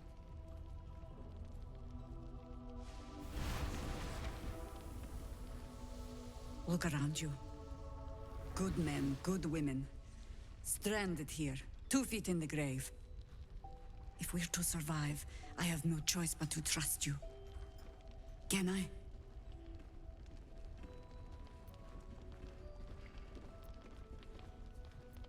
Good. Because I'll cross your heart myself if you break it. I have every reason to be cautious. I've traced people like you. People with parasites in their brains. All the way here from Baldur's Gate. The cult of the Absolute is spreading through the city. Quietly, quickly, and with unsettling deliberation. We tracked them to this ancient village, only to be faced with a man we killed and buried over a century ago. You've been to the towers. Incredible. Your parasite has already served you well. I suppose you know about Ketheric then. His invincibility. That we'll never cleanse this place until he's made to bleed. We met him on the road here, commanding an army of the Absolute, intent on destroying Baldur's Gate. I put an arrow through his eye myself, only to watch him pluck it out like a splinter.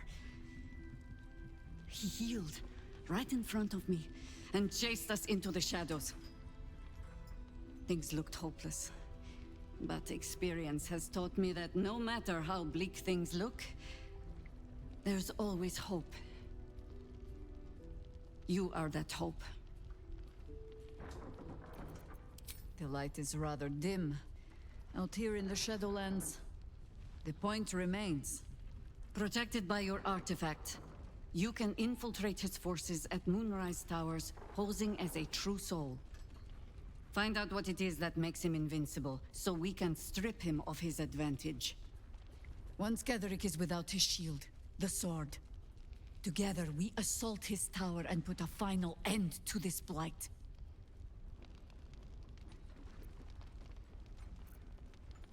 Without a cure for your infection, your days are numbered too. Yet you selflessly offer to spend them fighting alongside us. I like you. I promise I will do everything I can to make sure you survive this. Any cure starts with understanding the disease. Whatever magic Ketheric's using to control these tadpoles, it must be at Moonrise. Until then, we keep drinking wine when we meet. Before you go, there's somebody else you should meet. You're not our only secret weapon. Isobel, a faithful cleric of Selûne, and a light in the darkness. She cast the moon shield around the inn. It's the only reason we're still alive. She's upstairs in her chambers. Tell her I sent you, and she'll see you through the shadows safely.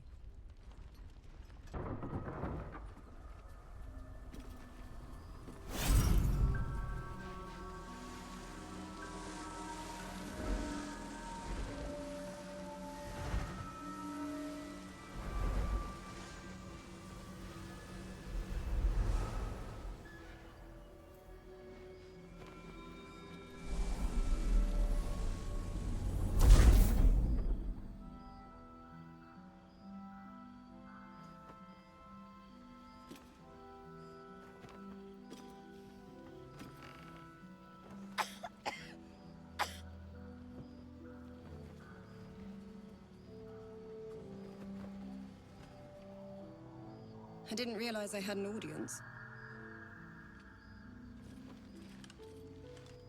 Isabel, this is... The true soul who's going to save us all. Pleased to meet you. The urge deep within tingles. This is the one the butler commanded you to kill. You choke down the obscene thoughts racking your body with a shiver.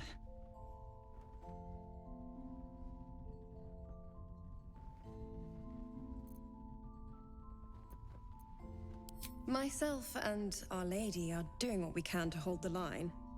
I hear you and your tadpole will be our offense. Free from the Absolute's influence, yet able to walk among cultists. It's almost too good to be true. But I'd be a poor cleric indeed not to avail of a blessing when I see one. Let me guess. Jaheira's sent you to beg a protection spell off her favorite cleric.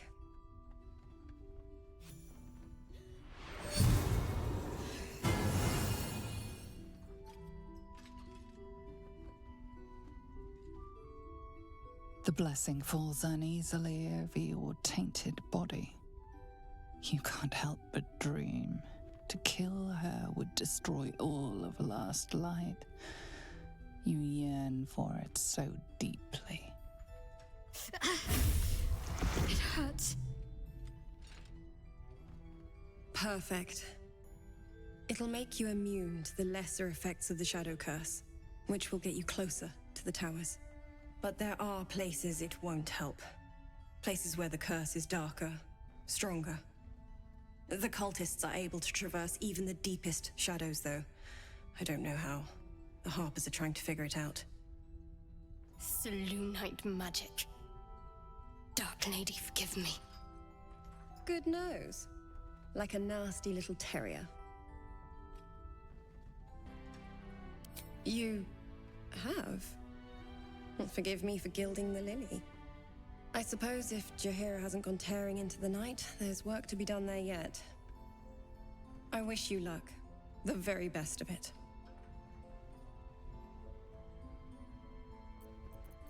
Ketheric is a frightening man.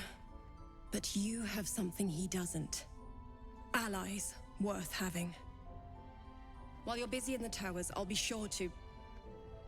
Marcus, what's wrong? Isabel, I've just gotten word. I need you to come with me. Jaheira's orders. Come with you? Where? Let's do this. Remember, Ketheric wants her alive. What the hell's is going on?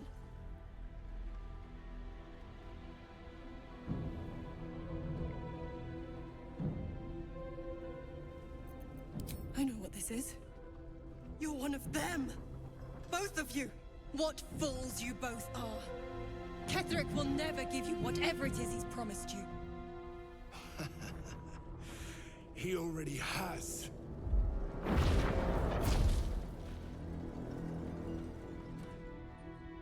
Time to go, Isabel.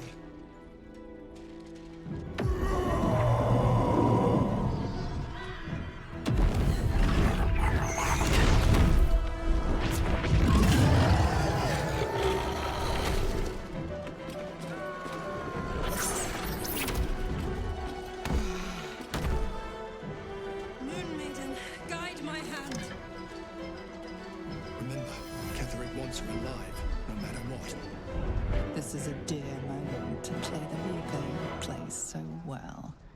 Why let him take her alive when you could flood them both with a bloodbath?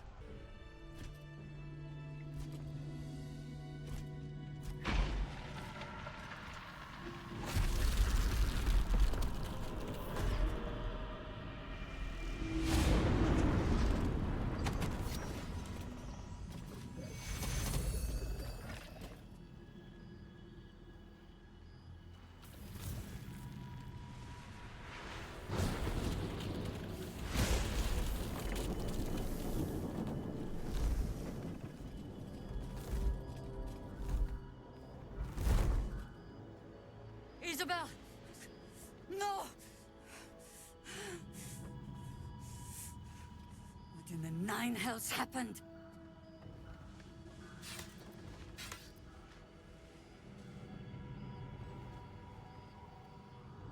And you had no idea? After Marcus vouched for you at the gate, he didn't confide in you?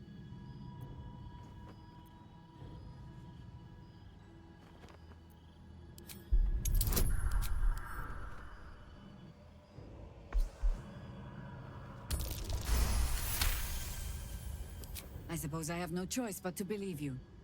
Isabel is gone. Soon the shadows will wash us all away. Listen closely, for there's very little time. Even if last light falls, your mission does not change. You must find Ketheric Thorm. And you must kill him. As impossible as that task sounds, there must be a way to break the spell that makes him invincible. There are secrets in this ancient waste, hidden from... But hark. Something stirs.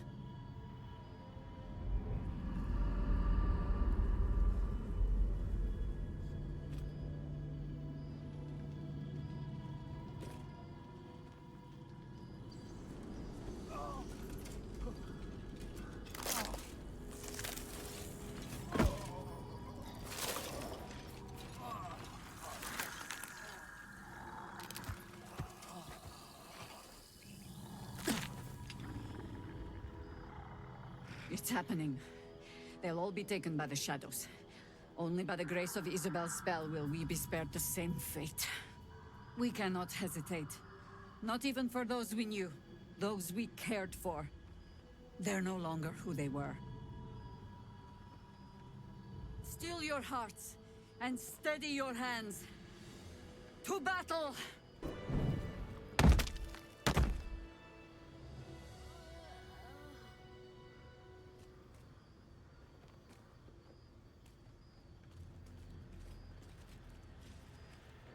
it's all over.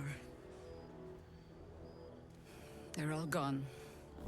My brave ones, my friends, my Harpers. I led them here. To this.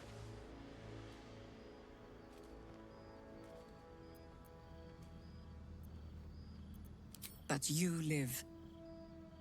A single green leaf holding fast on a tree ravaged by winter. Yes. I adorn the crown of the Oak Father still. And as long as I do, there's an ever so slim chance I could make it back to Baldur's Gate. If I can warn the Dukes an army of absolutists is on the march, perhaps the city still stands a fighting chance.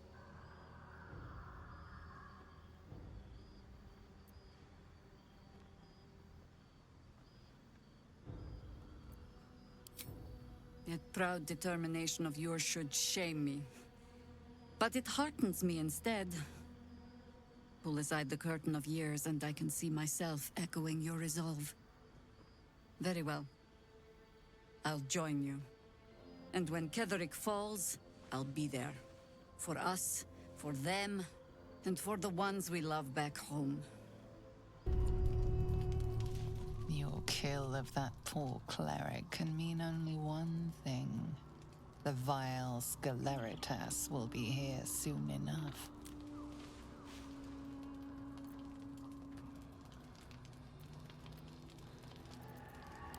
Oh, apologies for the tardiness, my festering liege.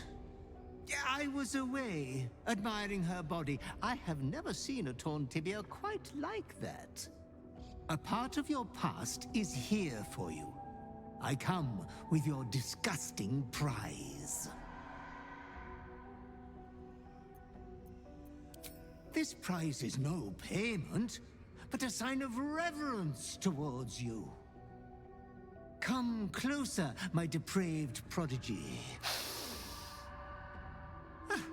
Try on your new gin jams. They're a present from Father. It would be rude not to.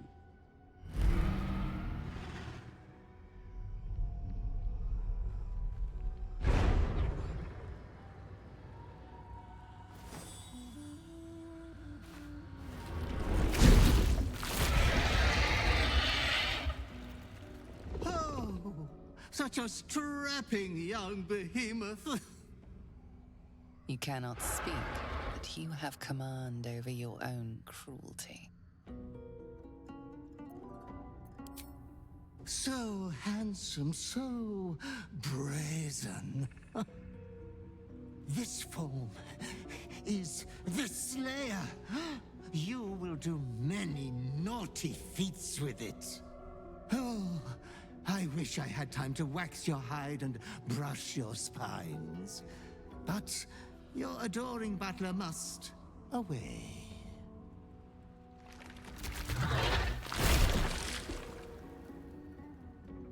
But you should be hopeful for your bright future. You are going to kill again soon. You will keep chopping down the Moon Maiden's family tree. I shall return when you next have need of me. I have your estate to attend to. We will meet again there. Good night, sweet master.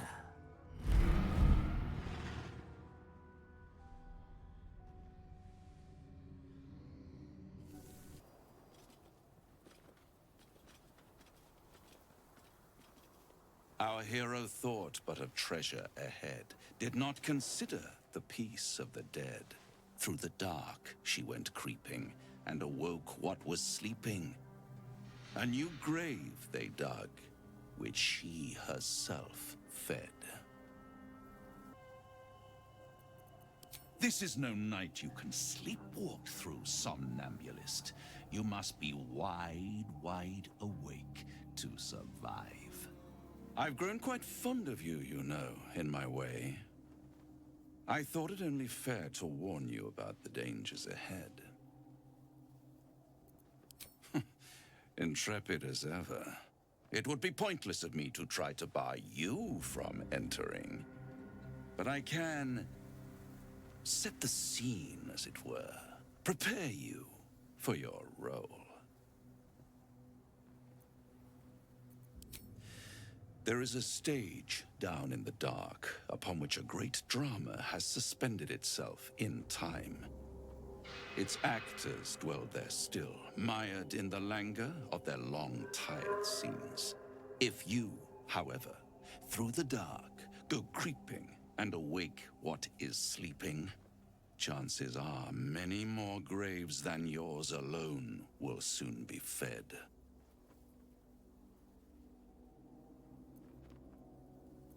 Very well. There is a creature that lurks in silence and shadow. A creature who, like me, is very much of the infernal persuasion. Should it make its way out through the very doors you are about to brazenly swing open, you'll have unleashed a pestilence upon this realm. In truth, it is carnage incarnate. So if you meet the devil of which I speak, kill it. Consider no other course of action.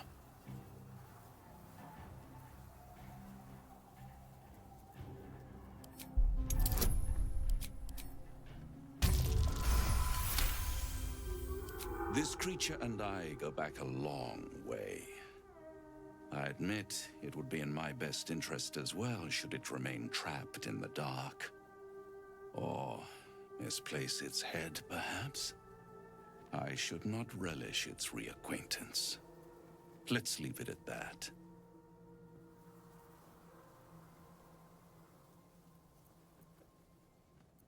You have it in you to author a thrilling finale if you heed this warning. Do not underestimate this opponent. At best, you will have the blink of an eye to strike. Strike first, strike true, defy the odds, for they are distinctly in its favor. That much I owe the bastard to concede. Wait. Before you go, I have a proposal of my own. A proposal? If you're hoping to taste my blood, little vampling, think again. It burns hotter than wyvern whiskey. This is serious business, devil. Well, a long time ago, someone carved some runes into my back. I'd rather like to know what they say. It's something of great importance to your master. But is it a love letter, a warning, or a deed of ownership? I can give you all the gory details, and I will. Once the beast that lurks below is vanquished and sent back to the hells.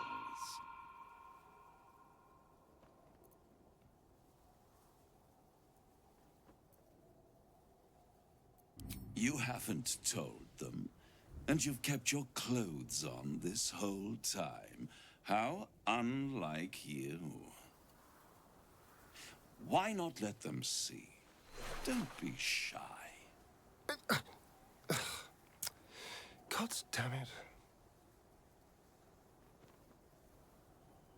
Don't pout, Spawn. Just destroy the beast, and I'll happily reveal your secrets instead of your skin. Yes, fine. We'll kill this damn creature of yours. Then we have an understanding. I look forward to our next meeting. Scars often tell such wonderful stories. I think yours might be truly exquisite. Well, now you know. Cazador worked on it from dusk until dawn, all with an ancient blade he called his needle. Cutting and tearing, starting over if I screamed or winced too much. It was a rough night. But what's done is done. So how about we stop discussing it and just kill this beast? Although I should probably get dressed first.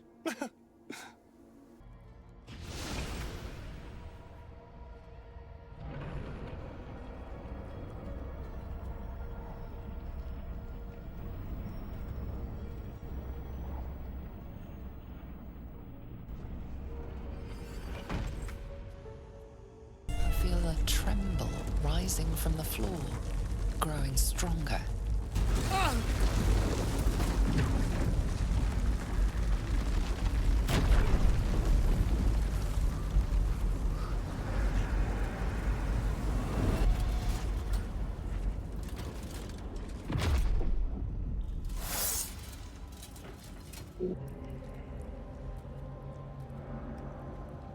Finally, we can talk face to face. Not just any true soul would have succeeded in following my path through this place. You should be pleased.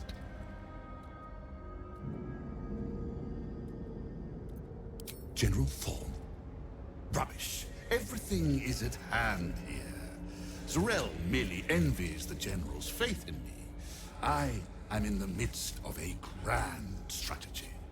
But you're here now, and I may be able to put those limbs to work. You know what's at stake here, I take it.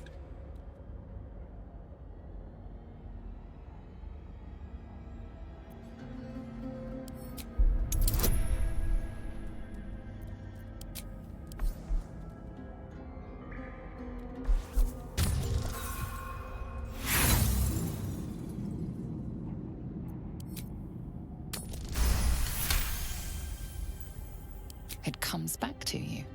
Balthazar headed a monastic order that controlled a place called Ankethran in the deserts of Kalimshan, but he is long dead from what you recall.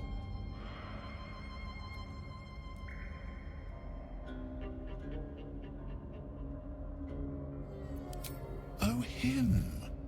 Yes, I decided to take his name for myself. After taking his rib bones.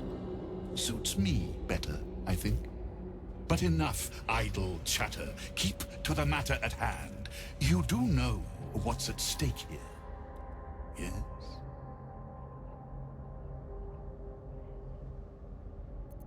Interesting. And private.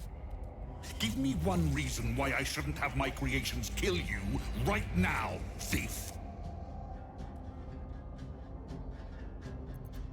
Z'rell exceeds her authority. But fine. I'll overlook your transgressions this time. There are much grander things at stake. The Night Song is my finest creation. If I never exceed myself, I will still die happy. Not that I ever intend to do something as gauche as truly dying, of course. Now, given your prying nature, I have work for you as a scout. The Night Song lends the General his strength, his invulnerability. It must be recovered before his enemies attempt to exploit it.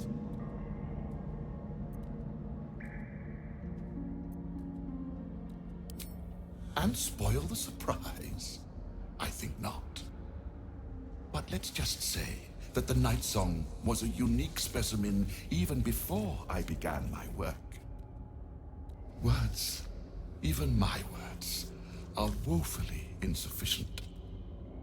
When you see for yourself, you will understand. I do not need you or your help, but you are here in spite of that, so I may as well make use of you. The Night Song is close, but the way is barred, and Shah's dead are uncooperative. Clear the path for me by blade, cunning, or whatever it takes. I will remain here until you have succeeded, or fallen. I'd trust this gasbag about as far as I can throw him, which isn't far. But perhaps better to play along for now.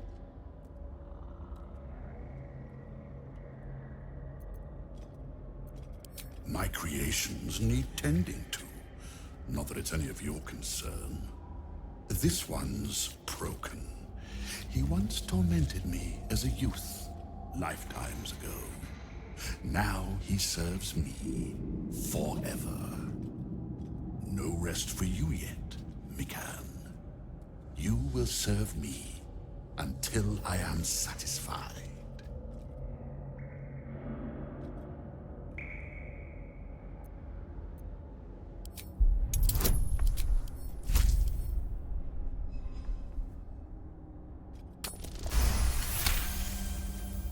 Fine. I will assign Flesh to aid you on your way. Ring this bell, and he will come. My brother is no intellectual powerhouse, but he is strong, loyal, and punctual. Should a fight turn against you, remember the bell.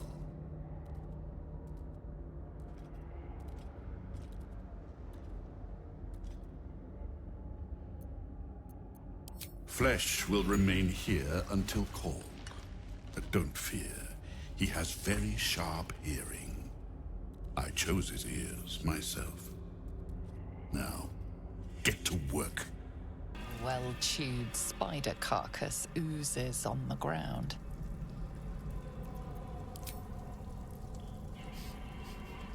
Sulfur, decay, and a thin whiff of something unexpectedly fragrant.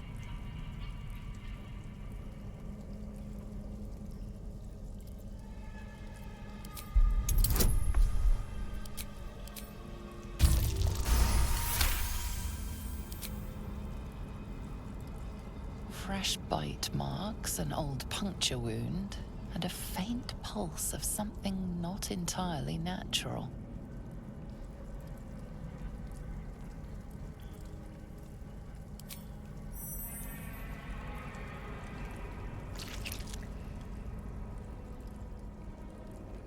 The meat tastes of rot and sour milk. Your stomach lurches, but your loins tingle. Was that arousal? Reddened cheeks, wild eyes. I know that look. And you best keep this little problem to yourself. In amongst the rot is an unmistakable sweetness. Succubus spittle. The meat is charmed.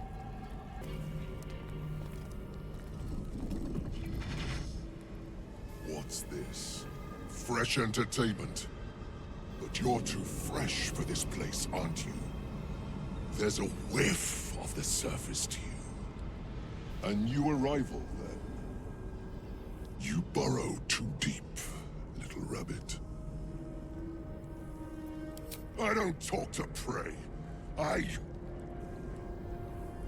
There's something else, almost hidden by your fear stink. Cherries. Musk. And sulfur. Raphael! I can smell him all over you. Where is he?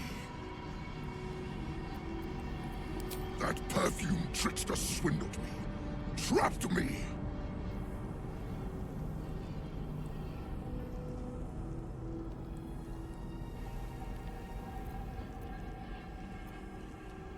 Where is he? Spit it out. Now! What are you doing? The devil told us to kill this thing, so let's stop chatting and kill it.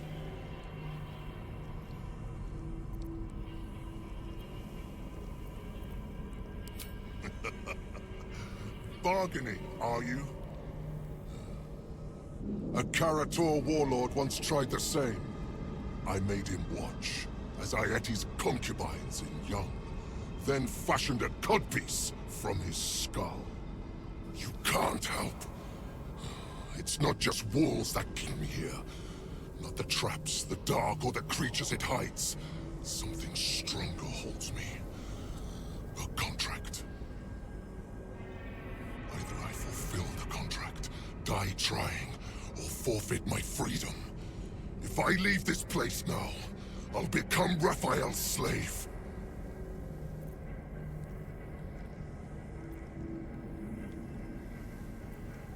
Maybe you'll find a crossbow bolt down your throat easier to manage.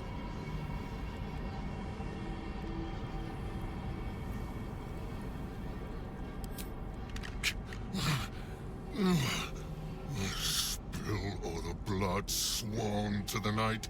Silence all prayers. Smother each rite. Wander Shah's halls, hungry to slay. Leave no justice here, alive to obey. Leave none to hear it, then be set free. This song is your oath. Swear it to me. Ah!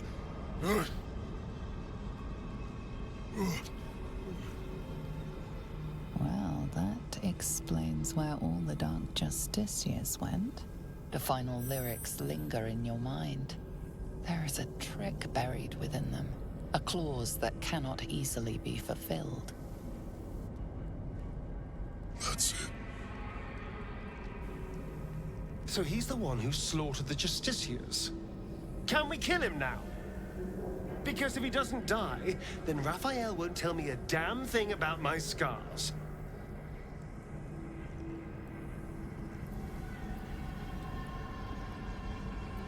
Parchment can burn. Oral agreements aren't worth the tongues they're waggled out upon. A song lingers. Raphael made double sure of that. I can't forget the damn thing so long as my word's not finished. I did as instructed, but the song still rattles about in my head. The contract still stands somehow. If I break it, I will become Raphael's slave forever. Anyway, enough prattle. The lyrics are clear.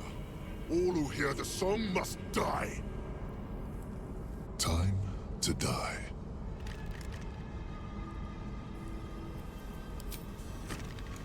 I caught the scent of that bloated carcass already. He's no more alive than the Dark Justiciars down here. No, he is not the answer. He is not my prey.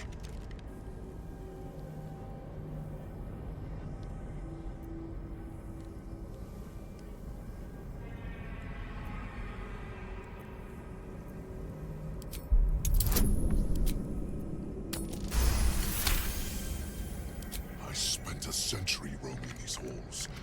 I spilled every drop of Dark Justiciar blood that there was to spill. And you think you can do better? Go on then. I'll enjoy watching you fail. But try to run, and you will regret it. I may be trapped here, but I'm not without friends. If you break your word, they'll hunt you down and make your final moments a symphony of agony. I hope you're not serious about helping that Hell's Beast. We made a deal with Raphael. His destruction for the secrets written on my back. All right. If you say so. What business do you have in my master's den? Slave! You dare call Master's heart jewel a slave? I am his love. Not just any Orthon. Master is the darkest of desire. None compare to him. You mock our heart bond. Reconsider, challenger.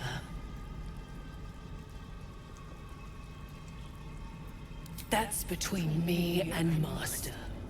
Go sniff elsewhere, prey. Why are you still in Master's den? I am my Master's heart chosen. You smell sour milk and rot on its breath. This creature has been eating charmed spider meat.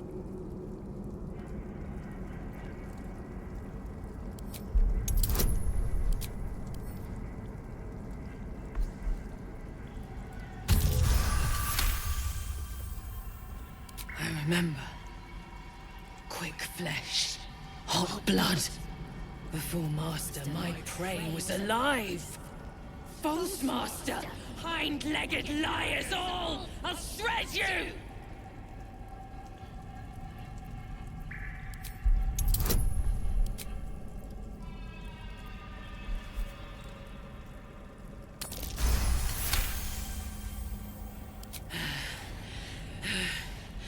There's truth in you, stranger.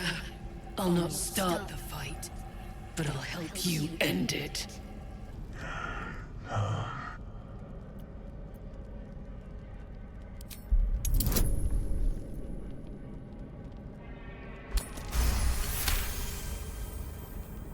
Aid, Master.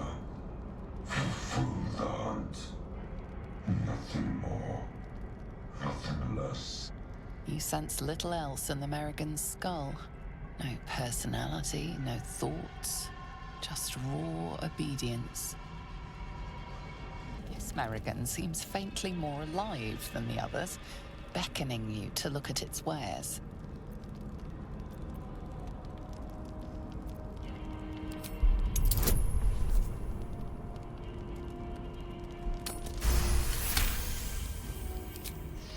Master's coffers.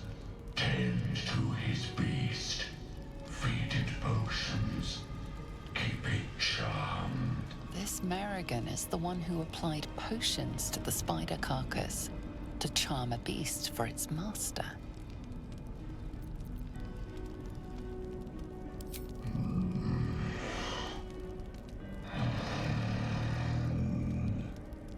The desire is there, but it doesn't have any potions to give.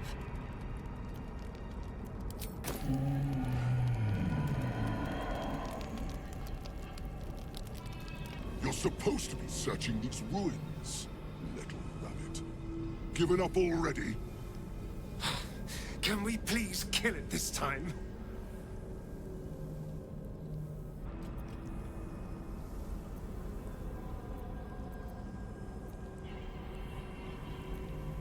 Remember you said that when you fail.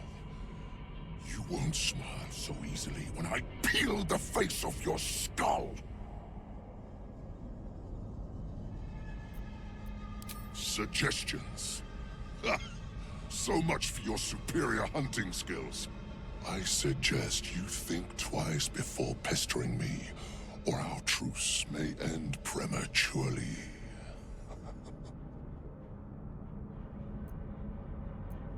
You'd imagine wrong. Nessa is as loyal as can be.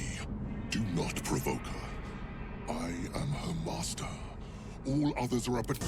Do you know what happens when a devil is struck down on this charming plane of existence? It returns to the hells, to the very point where it last stood before venturing to whichever devil-forsaken plane it died on. In the case of our friend Yrgir, the Orthon you so handily dispatched in the Temple of Shah, he manifested in my House of Hope.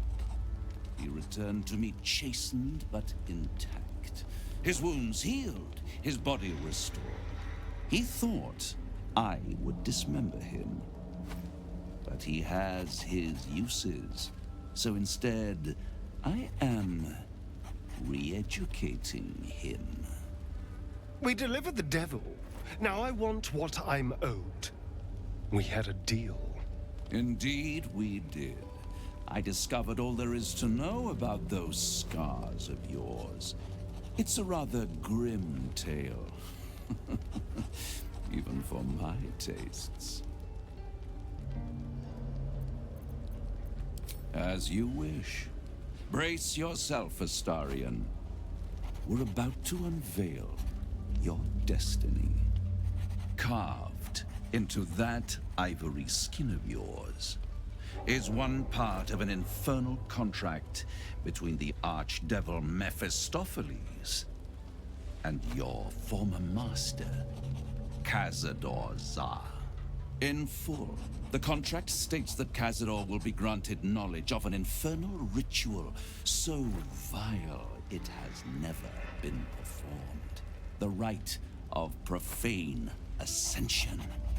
It promises to be a marvelous ceremony, very elaborate, incredibly ancient, and entirely diabolical. If he completes the rite, he will become a new kind of being, the Vampire Ascendant. All the strengths of his vampiric form will be amplified, And alongside them, he will enjoy the luxuries of the living. The arousals and appetites of man will return to him. And unlike Astarion, he will have no need of a parasite to protect him from the sun. But the ritual has its price, as all worthwhile things do. Lord Cazador will need to sacrifice a number of souls, including all of his vampiric spawn, if he is to ascend. Imagine how he felt then, when one of those precious spawns simply disappeared into thin air. The only missing ingredient is Astarion. You are the final piece he requires to complete the ritual. Your scars bind you to it. Your soul will set off a very wave of death, bringing Cazador his twisted life. And that, my tragic and toothsome friend, is that. Now, if you'll excuse me, I have business elsewhere.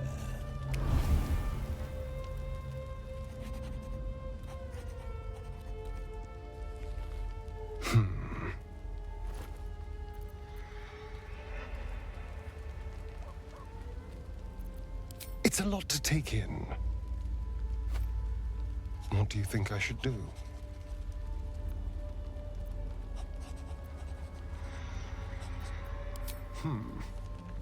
The idea definitely has appeal. I could get rid of the worm in my head and still walk in the sun. I'd finally be free of the hunger. And if I'm the key to this deal of Cazador's, perhaps I can turn this to my advantage.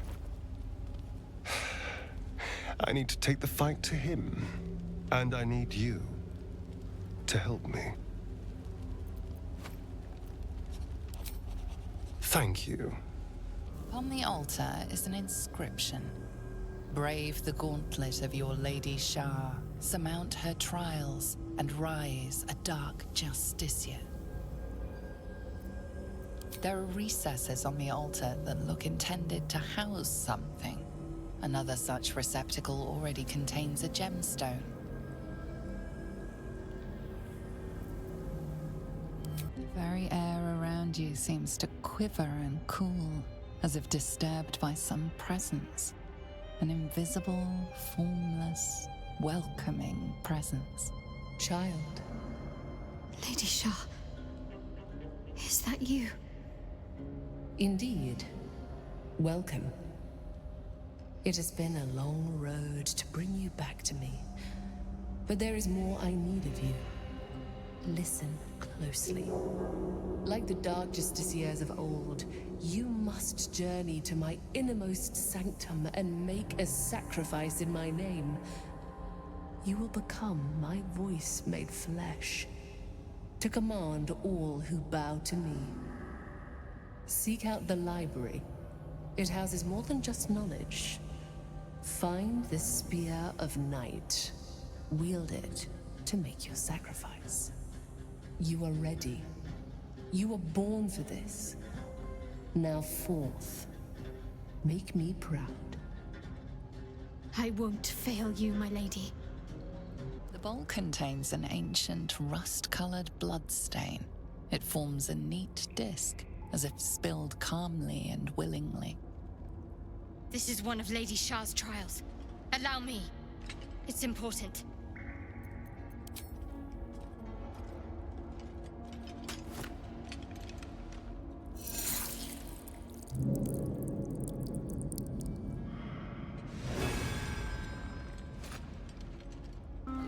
Another of Lady Shah's trials that her initiates must face. This one would challenge their combat prowess.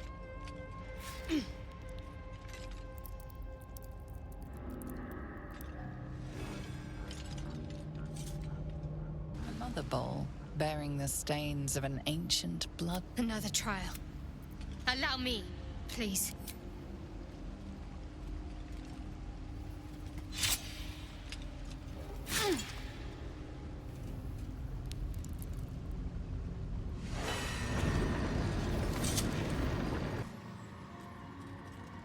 This must be the last step. I need to pray.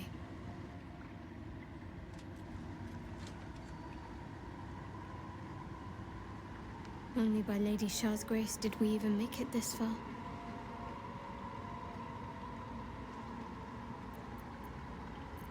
All right. No need to dash in ahead of me. I'm ready. Your party is gathered. You are ready. Or so you hope.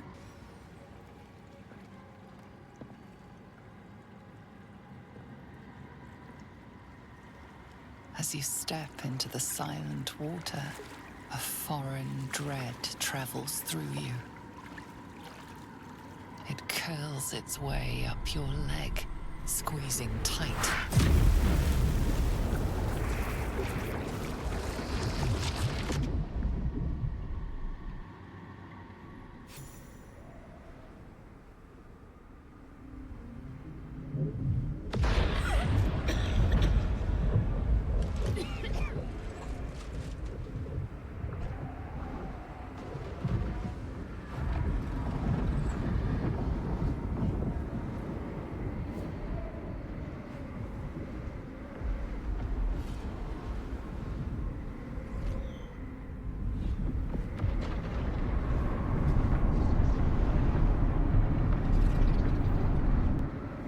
Lady Shah.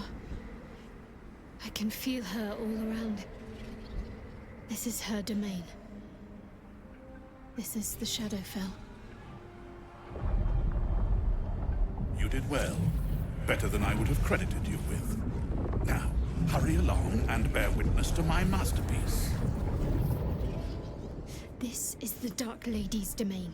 He does not belong here.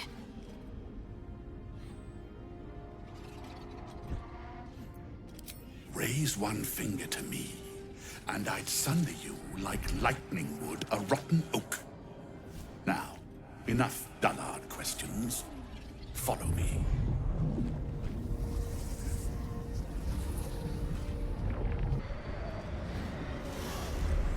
Balthazar, come to add more bars to my cage?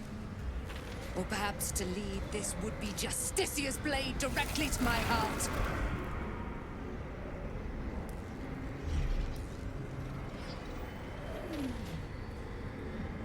I invite you. Heap more sins upon your head. My retribution will be all the sweeter for them.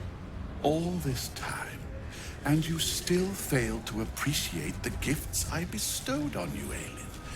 Sad to see a thing of beauty not recognize its own worth. But General Thorm, he appreciates you, and he wants you close at hand. So, I am here to whisk you back to him. Ketherick. I welcome the sight of him after these 100 years. He whose immortality I supply with my very soul. General Thorm. I'm sure you'll be on your best behavior for him, but just in case, I've taken some precautions. Keep back. It will take quite some concentration to secure Aelin for her little journey. The Night Song is Shah's sacrifice. She's my destiny. He cannot have her. Plans? The drone plans to court the Queen Bee, yet it dies all the same. Aelin is mine. An Aasimar bound to a soul cage of my creation, lending her immortal strength to General Thorm. Her power, his will, and my genius. An unsurpassable feat. Ramblings most unsane. Poor Balthazar. For maggots ate his brain long ago. Hold your tongue, Aelin, or I'll take it away from you again. And you, no more questions. No more interference. Dead man, you haven't been paying attention, have you? Perhaps I'll revive your carcass and add you to my retinue. Then you'll have all the time in the world to think on your mistakes. Balthazar has drawn his final rancid breath. Pity it was not my hand that brought it about. Instead, it was you. You, who have come to seek the praise of your wicked goddess. You, who have come to drive a dagger through my heart. Not a dagger, a spear. My Lady Shah's spear. Her fate is mine to seal. Let me handle this. The fate you seal is your own. To be a Dark Justicia is to turn your heart from everything but loss. You will know no love, no joy, only servitude, until of course your mistress inevitably discards you. And there is much she does not tell you. A terrible blood price that may extend beyond my own death. You feel Shadowheart bristling. This is important to her. But your bond is strong. You may yet be able to sway her from the path of duty to the path of light. And Nightsong is not blind to your conflict. Behind that raging heart is the restless beat of one who knows too well that her fate hangs in the balance. Well, well, well. What's that I sense? A spear intended for my heart? Empowered by your goddess, I. Empowered to kill the child of a god. Do you know what I am, little assassin? For I know you. A lost child. Frightened by wolves in the dark. What did you say? Much has been promised to you, hasn't it? But what has been taken from you? What do you know of your own heart? Your own life? I sense more in you than you know. Whatever you think you know of me won't matter once I become who I'm meant to be.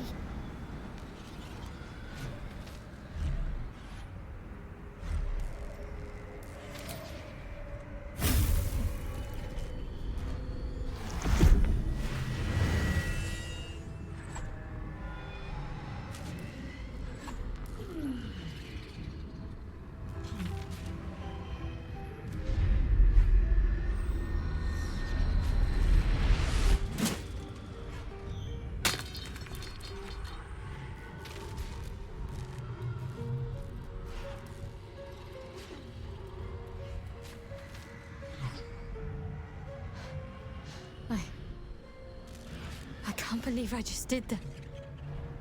Lady Shah will disown me. What will happen to me? Not what will happen. What will you do? Your past is not yet lost. Your future is not yet fixed. Lay a hand on me in friendship, not quite Sharon. And I will fight the battle that has been waiting for me this last century. Then, oh then, we will have much to discuss.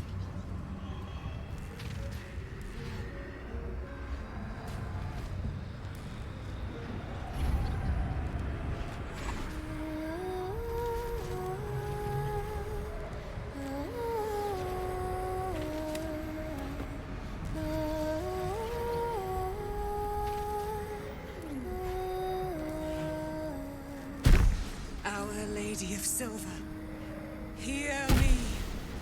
She who guides the Moon Maiden Seluna, mother of the so-called Night Song.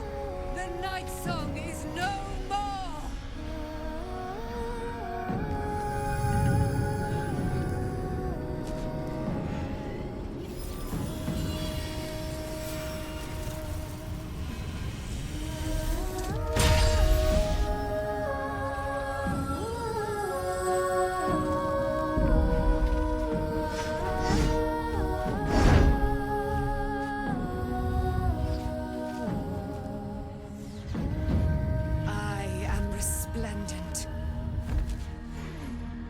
You have given me a great gift, little warrior. Don't you find it oh so curious that you would spurn your Dark Lady? Perhaps you feel a stirring of the truth already. But that will come later. There is a battle yet to be fought. You have done what we feared was impossible. You have released me from a century of sorrow. Your power is great. So too must be your weapon. You must choose what you will wield. And the Moon Maiden will provide. Thus I have said. Thus will it be so. Are you ready? Oh, we'll do more than that, my friend. We're going to kill Ketheric Thorm.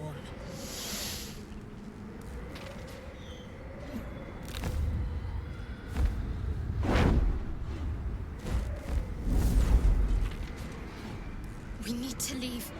Lady Shah won't stand for us to be here, not after what we did. That's what frightens me. She must be angry. Yet, I don't feel it. Or hear it. There's only silence. Let's get out of here, please. Whatever's coming, I don't want to be in the heart of the Shadowfell when it finds me. The Night Song will be headed for Moonrise Towers. We'd better get there and see what she's unleashed against Ketheric Thorm.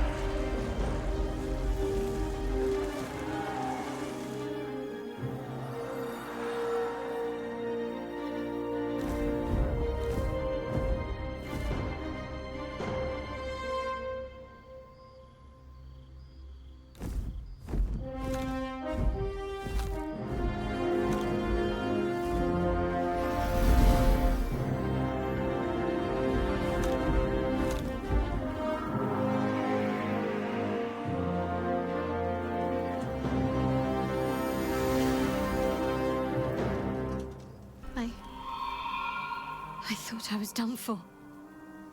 I thought perhaps I might have been dead. This is all like some sort of terrible dream. But it's real, isn't it? I stood before the Night Song. I heard Lady Shah's words. And I failed her.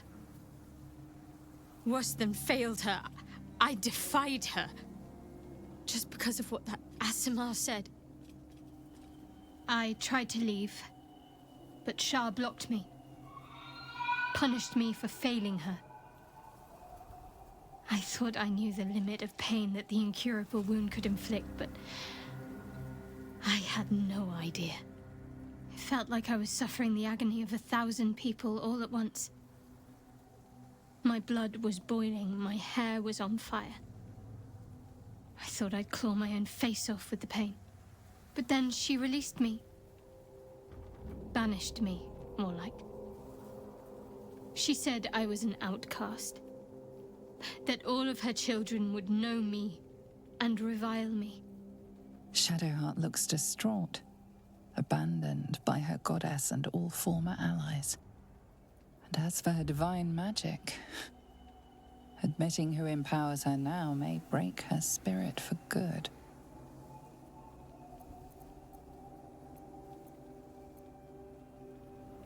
You're lucky to have such confidence. Me. I think the full price of what I've done has yet to reveal itself. I'm a target to Lady Shah's followers now. Night Song promised she'd tell me something about myself. I need to speak with her as soon as I can. What she said to me back in the Shadowfell about the wolves, that's no coincidence. She took flight to hunt down Ketheric Thorm. All I can do is help hasten his demise, and hope that answers soon follow. When the chance arises, I must speak to Nightsong again. Whatever she claims to know, it may just help me make sense of everything. Don't say a word. Just listen. A parasite grips my mind. My own people hunt me. But I am gnawed by an even greater torment. You. My thoughts are hallowed ground. Yet you've crawled your way in. Uninvited. I'm obsessed by the ground under your feet, and the wind over your head. I see your face just before I sleep and after I wake. I ask myself, are you worthy? Shakfonastu. There is only one way for you to prove it. A fine sentiment, but I require more. We fight. I test you in battle. Dance with me. Bleed with me. Bruise me so that you might possess me.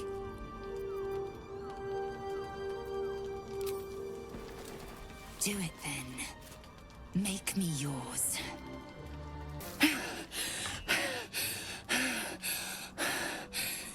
Incredible.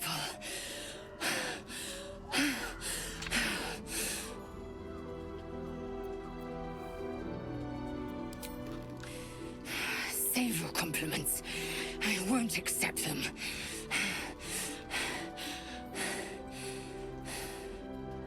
I want something more. You are mine. Say the words.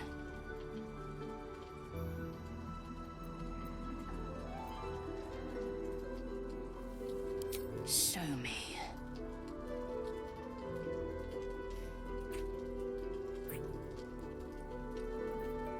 Shakfonastu, source of my bruises. Unshackled from shadows, she will rise in moonlit glory and carve a path of brightness to the accursed one's second death. So saith the wise Alondo. Seems like his prophecy missed a crucial part, though. Didn't say who gave the angel back her wings.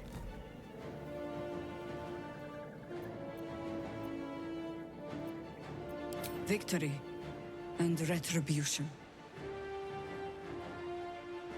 My harpers are gone. Shadows. Lost in the shadow theater of my mind, alone.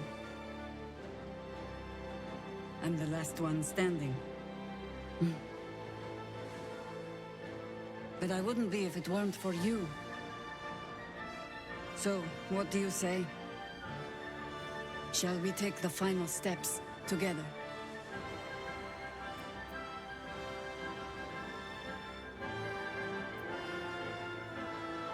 And mine. The time has come. Gedrick will taste of death at last. Lead on. You dare show yourself here after all you've done? You have betrayed me, you have betrayed General Thorm, you have betrayed our gods! And for what? That little firefly buzzing around overhead? I'll crush you first, then her, and in death, you will all serve the Absolute. You hid it well. I thought you'd be another notch on my bedpost, but instead I'll make a trophy of your bones. Boys, make this traitor bleed.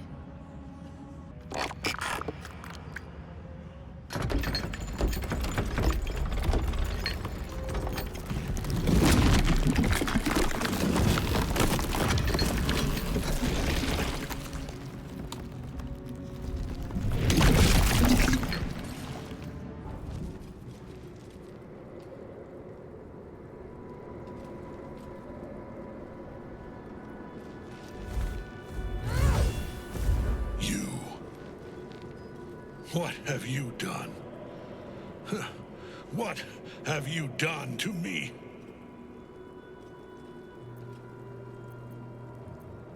A pawn cannot lecture the chosen of the gods. You serve the Absolute. You serve me. Bow, you dog. Bow!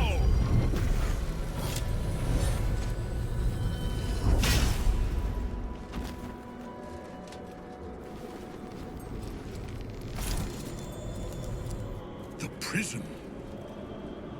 You've had it all this time. You worm. You will bow before me.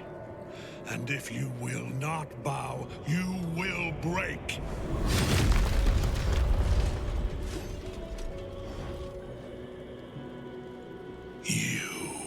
How good it is to see you again, Ketherick. At last you found a godmaster that suits you, it seems. Halen, the thief.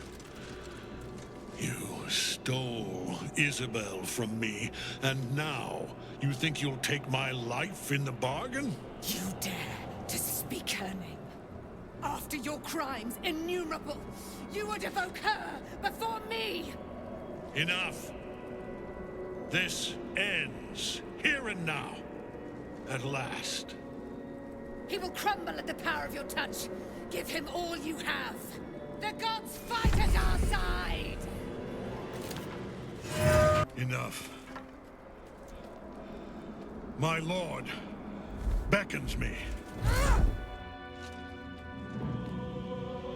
You must return to your prison. And my daughter must be reborn. One last time. Your daughter? Isabel.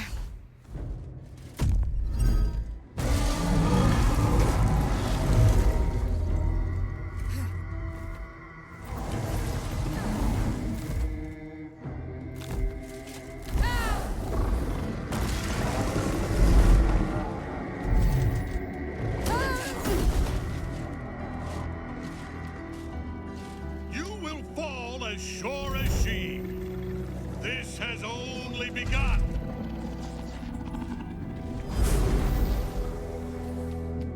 This pod has a different air to its chitinous cavern. Dust and dirt are gathered on the inside. It's broken beyond repair, seemingly by a blunt impact, as if whoever was inside threw themselves against it in an effort to break out.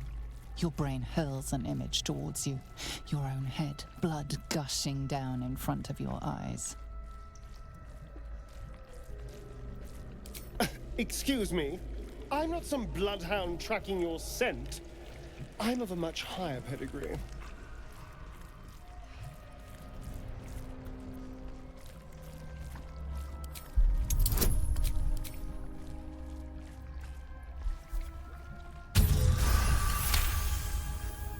Banging your fists on a chamber until half your fingers were broken.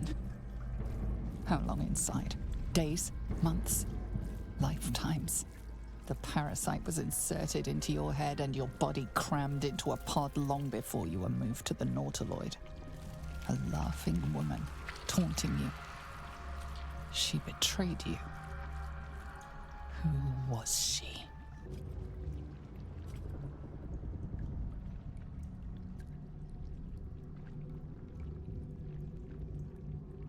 You said it was under control. It isn't you I answer to, Gortash. Oh, the general voice. Is this where we salute? Salute, yes. With cleavers through his blood-starved flesh.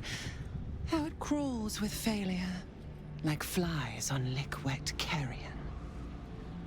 You forget yourself, Orin. I've played my part. You've built an army for our masters, true enough. But what of the astral prism? A rogue true soul flaunting it under your nose all this time, and you ran from her. Sure that they would follow and deliver it into my hands here. If you would cease these distractions. The distractions have been yours, Ketherick. Perhaps we never should have dug your daughter up. So you haven't lost your edge. But you're still not as sharp as Orin, I wager. The Slayer against the Undying One. That'd be fun to see. His crypt breath sings to my sinews. Again, again, again, again, again. But he must lead the murder march to Baldur's grave. If the weapon is truly in your grasp, Ketherick, might I suggest closing your fist? Orin and I can wait for you no longer. The plan proceeds. We're going to the city, and we expect you to follow. Army and the weapon in tow. The Edict of Bane. The Lash of Thor!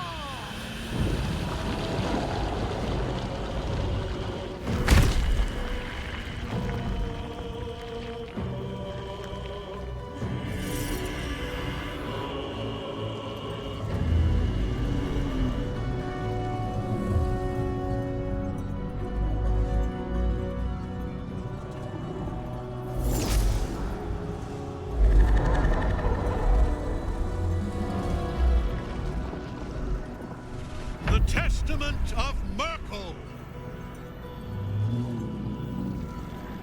An elder brain. One of the cruelest and most powerful creatures in existence. Enslaved by mere mortals. There we are. It wouldn't do to fight in front of our guest. Behold, Duke Ravengard. The Absolute. Whom preserve us?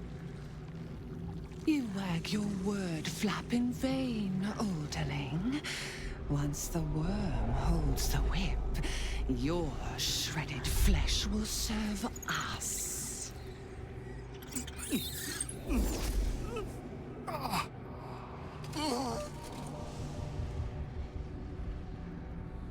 Now, it's really time we were going. We will empty this place and begin the march. You may catch up with the army once you've retrieved the weapon. And Ketherick, do try not to sulk. You're supposed to be the fearsome general come to conquer the city. And I am the hero who will save it.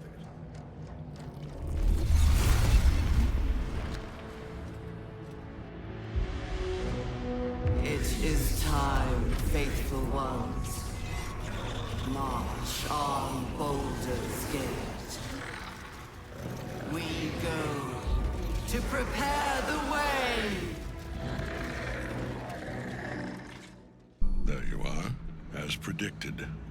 What is it, I wonder, that draws one toward death like a moth to light? You could have run away, absconded with the prism. The one thing that could prevent me from fulfilling my destiny. But the lure of one's destiny is irresistible, isn't it? Perhaps you hope to learn your place in history before you are erased from it. A bright flash of clarity before the snuffing out.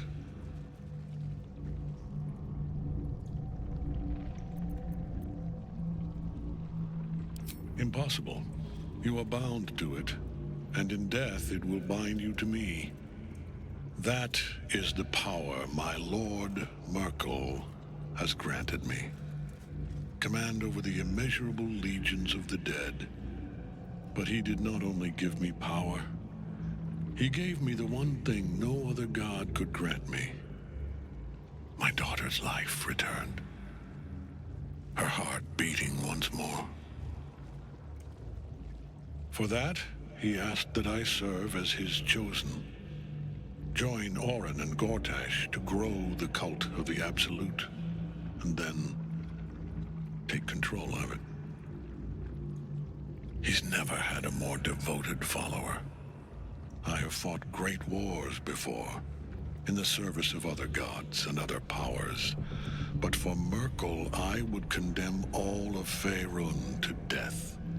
You are all that stands between me and my destiny. And you have brought the prism here. I will kill you now. And then I will raise you as my servant.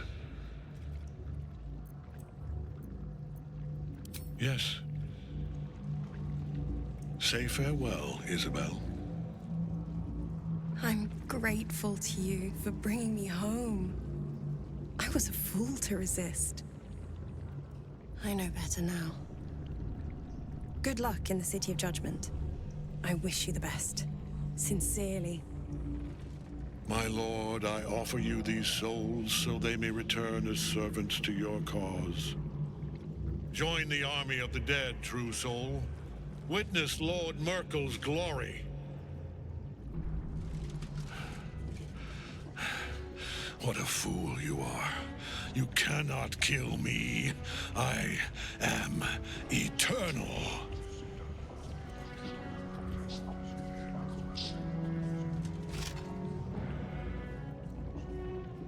Merkel, Lord of Bones, I am here.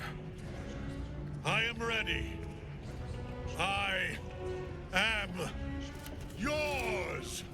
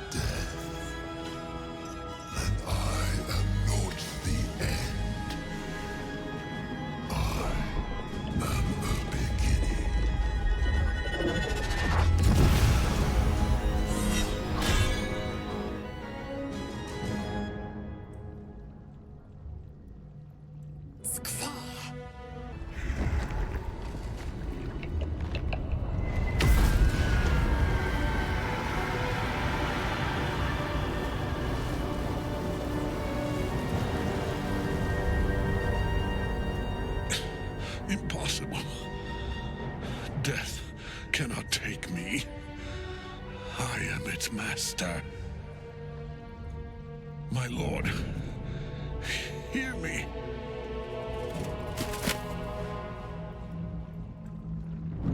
Nothing. I am forsaken. You have no idea what you've done.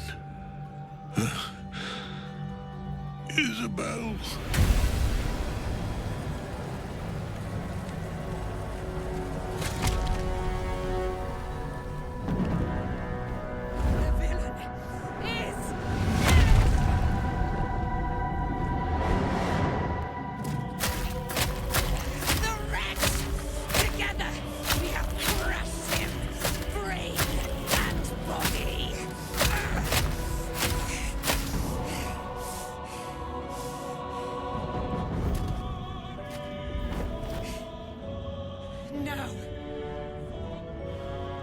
Now, we pick our way toward our fates, unleashed.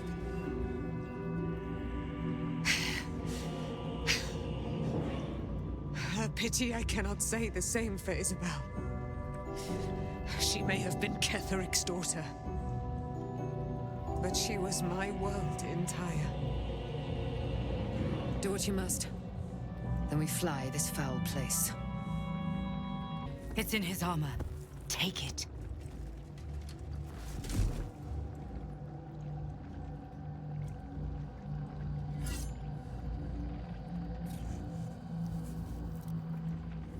In death, the body is cooling, but energy radiates from the stone.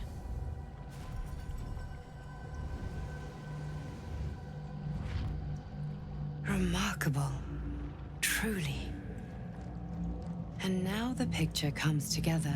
The Absolute is neither god nor man. It is the Elder Brain you saw, held here by those three against its will.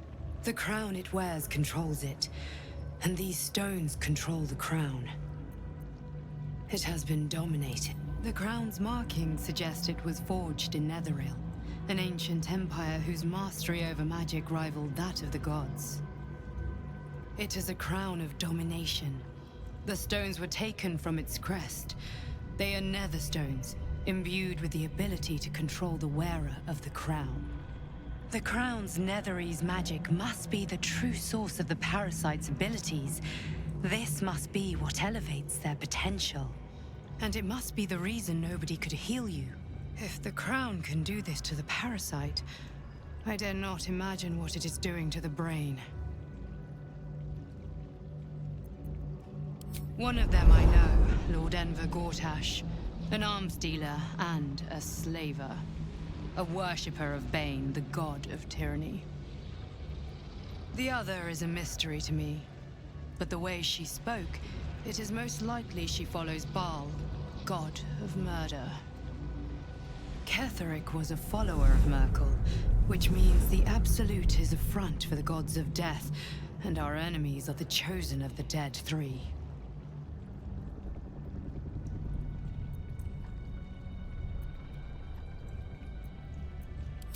The army of the Absolute is marching on Baldur's Gate. Within the city, an Elder Brain, brimming with power, ready to turn everyone within its reach into mind flayers. All it needs is an order.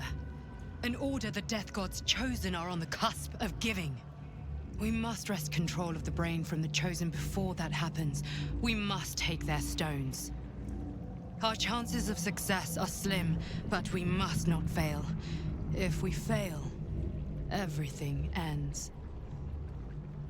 I will be your shield, but you must be the sword. And when the chance comes to strike, you must take it, for there may only be one chance. Ketheric is dead. Balthazar is dead. Isabel. Sweet Isabel is no more. But we live.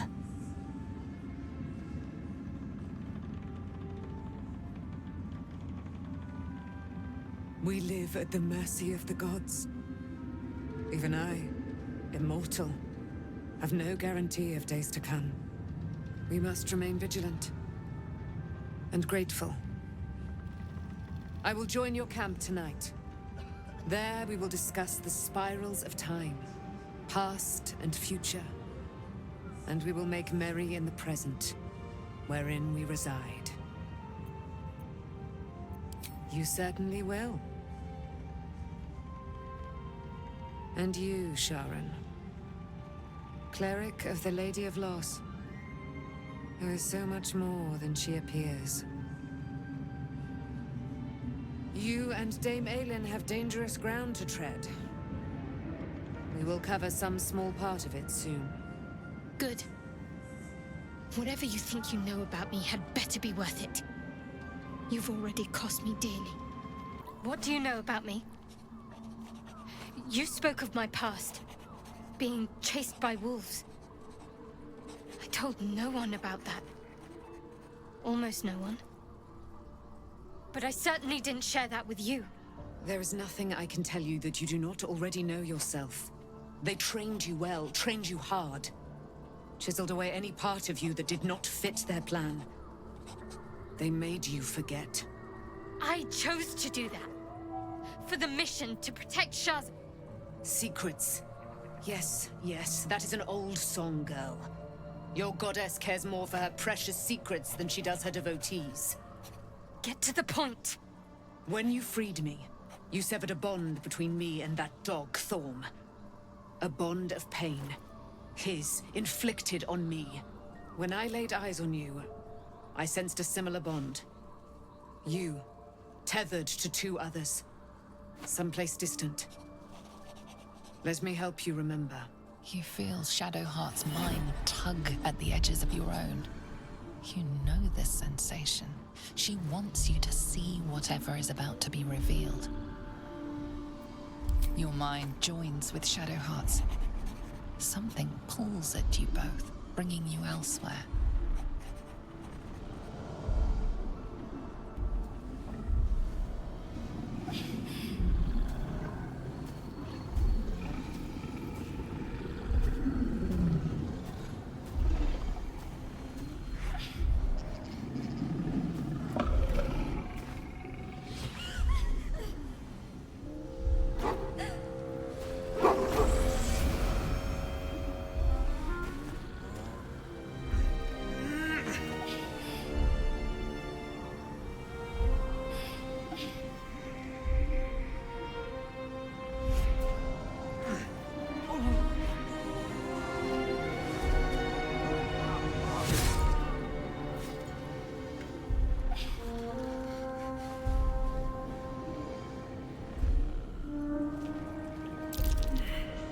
What? Who was that man? You already know. Did you not see yourself in him? Do you not recognize your own blood? My father. That was him. That is him. He lives still. And your mother, too. No. It can't be. I'm an orphan. And who told you that? Your adoptive family? You are not to blame. You were young, impressionable. They took you because they wanted to break and remake you. But you are a child no longer. You are a woman. One who knows what must be done. My parents. I need to save them.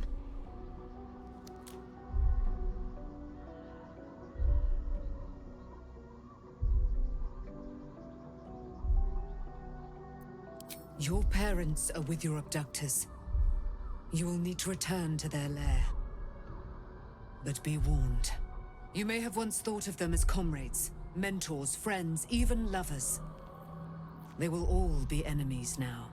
You have been forewarned for what is to come, but not yet forearmed. The spear.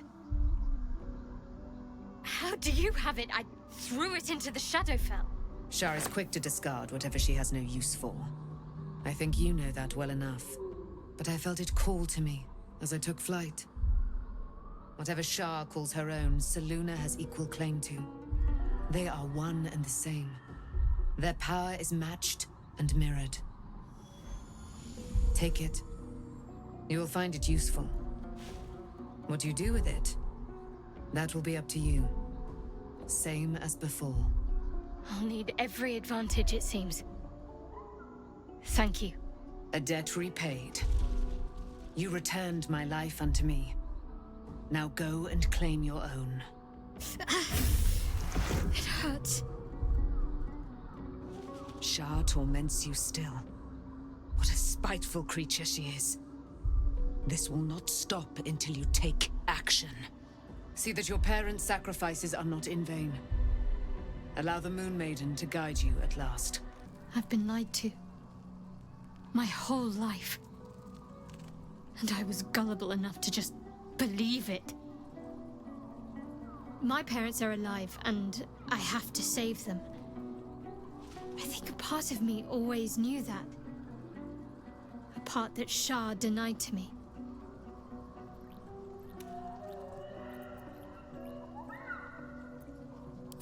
Indeed. But the truth may yet prove painful. Who knows what Shar still keeps from me?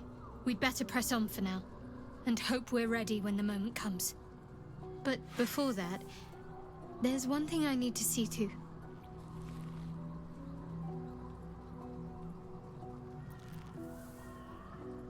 You'll see for yourself soon enough. Just leave it with me.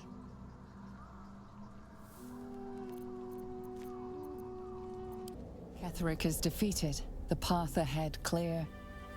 You should be elated. But the sight of the land you leave behind does nothing to alleviate your sorrow.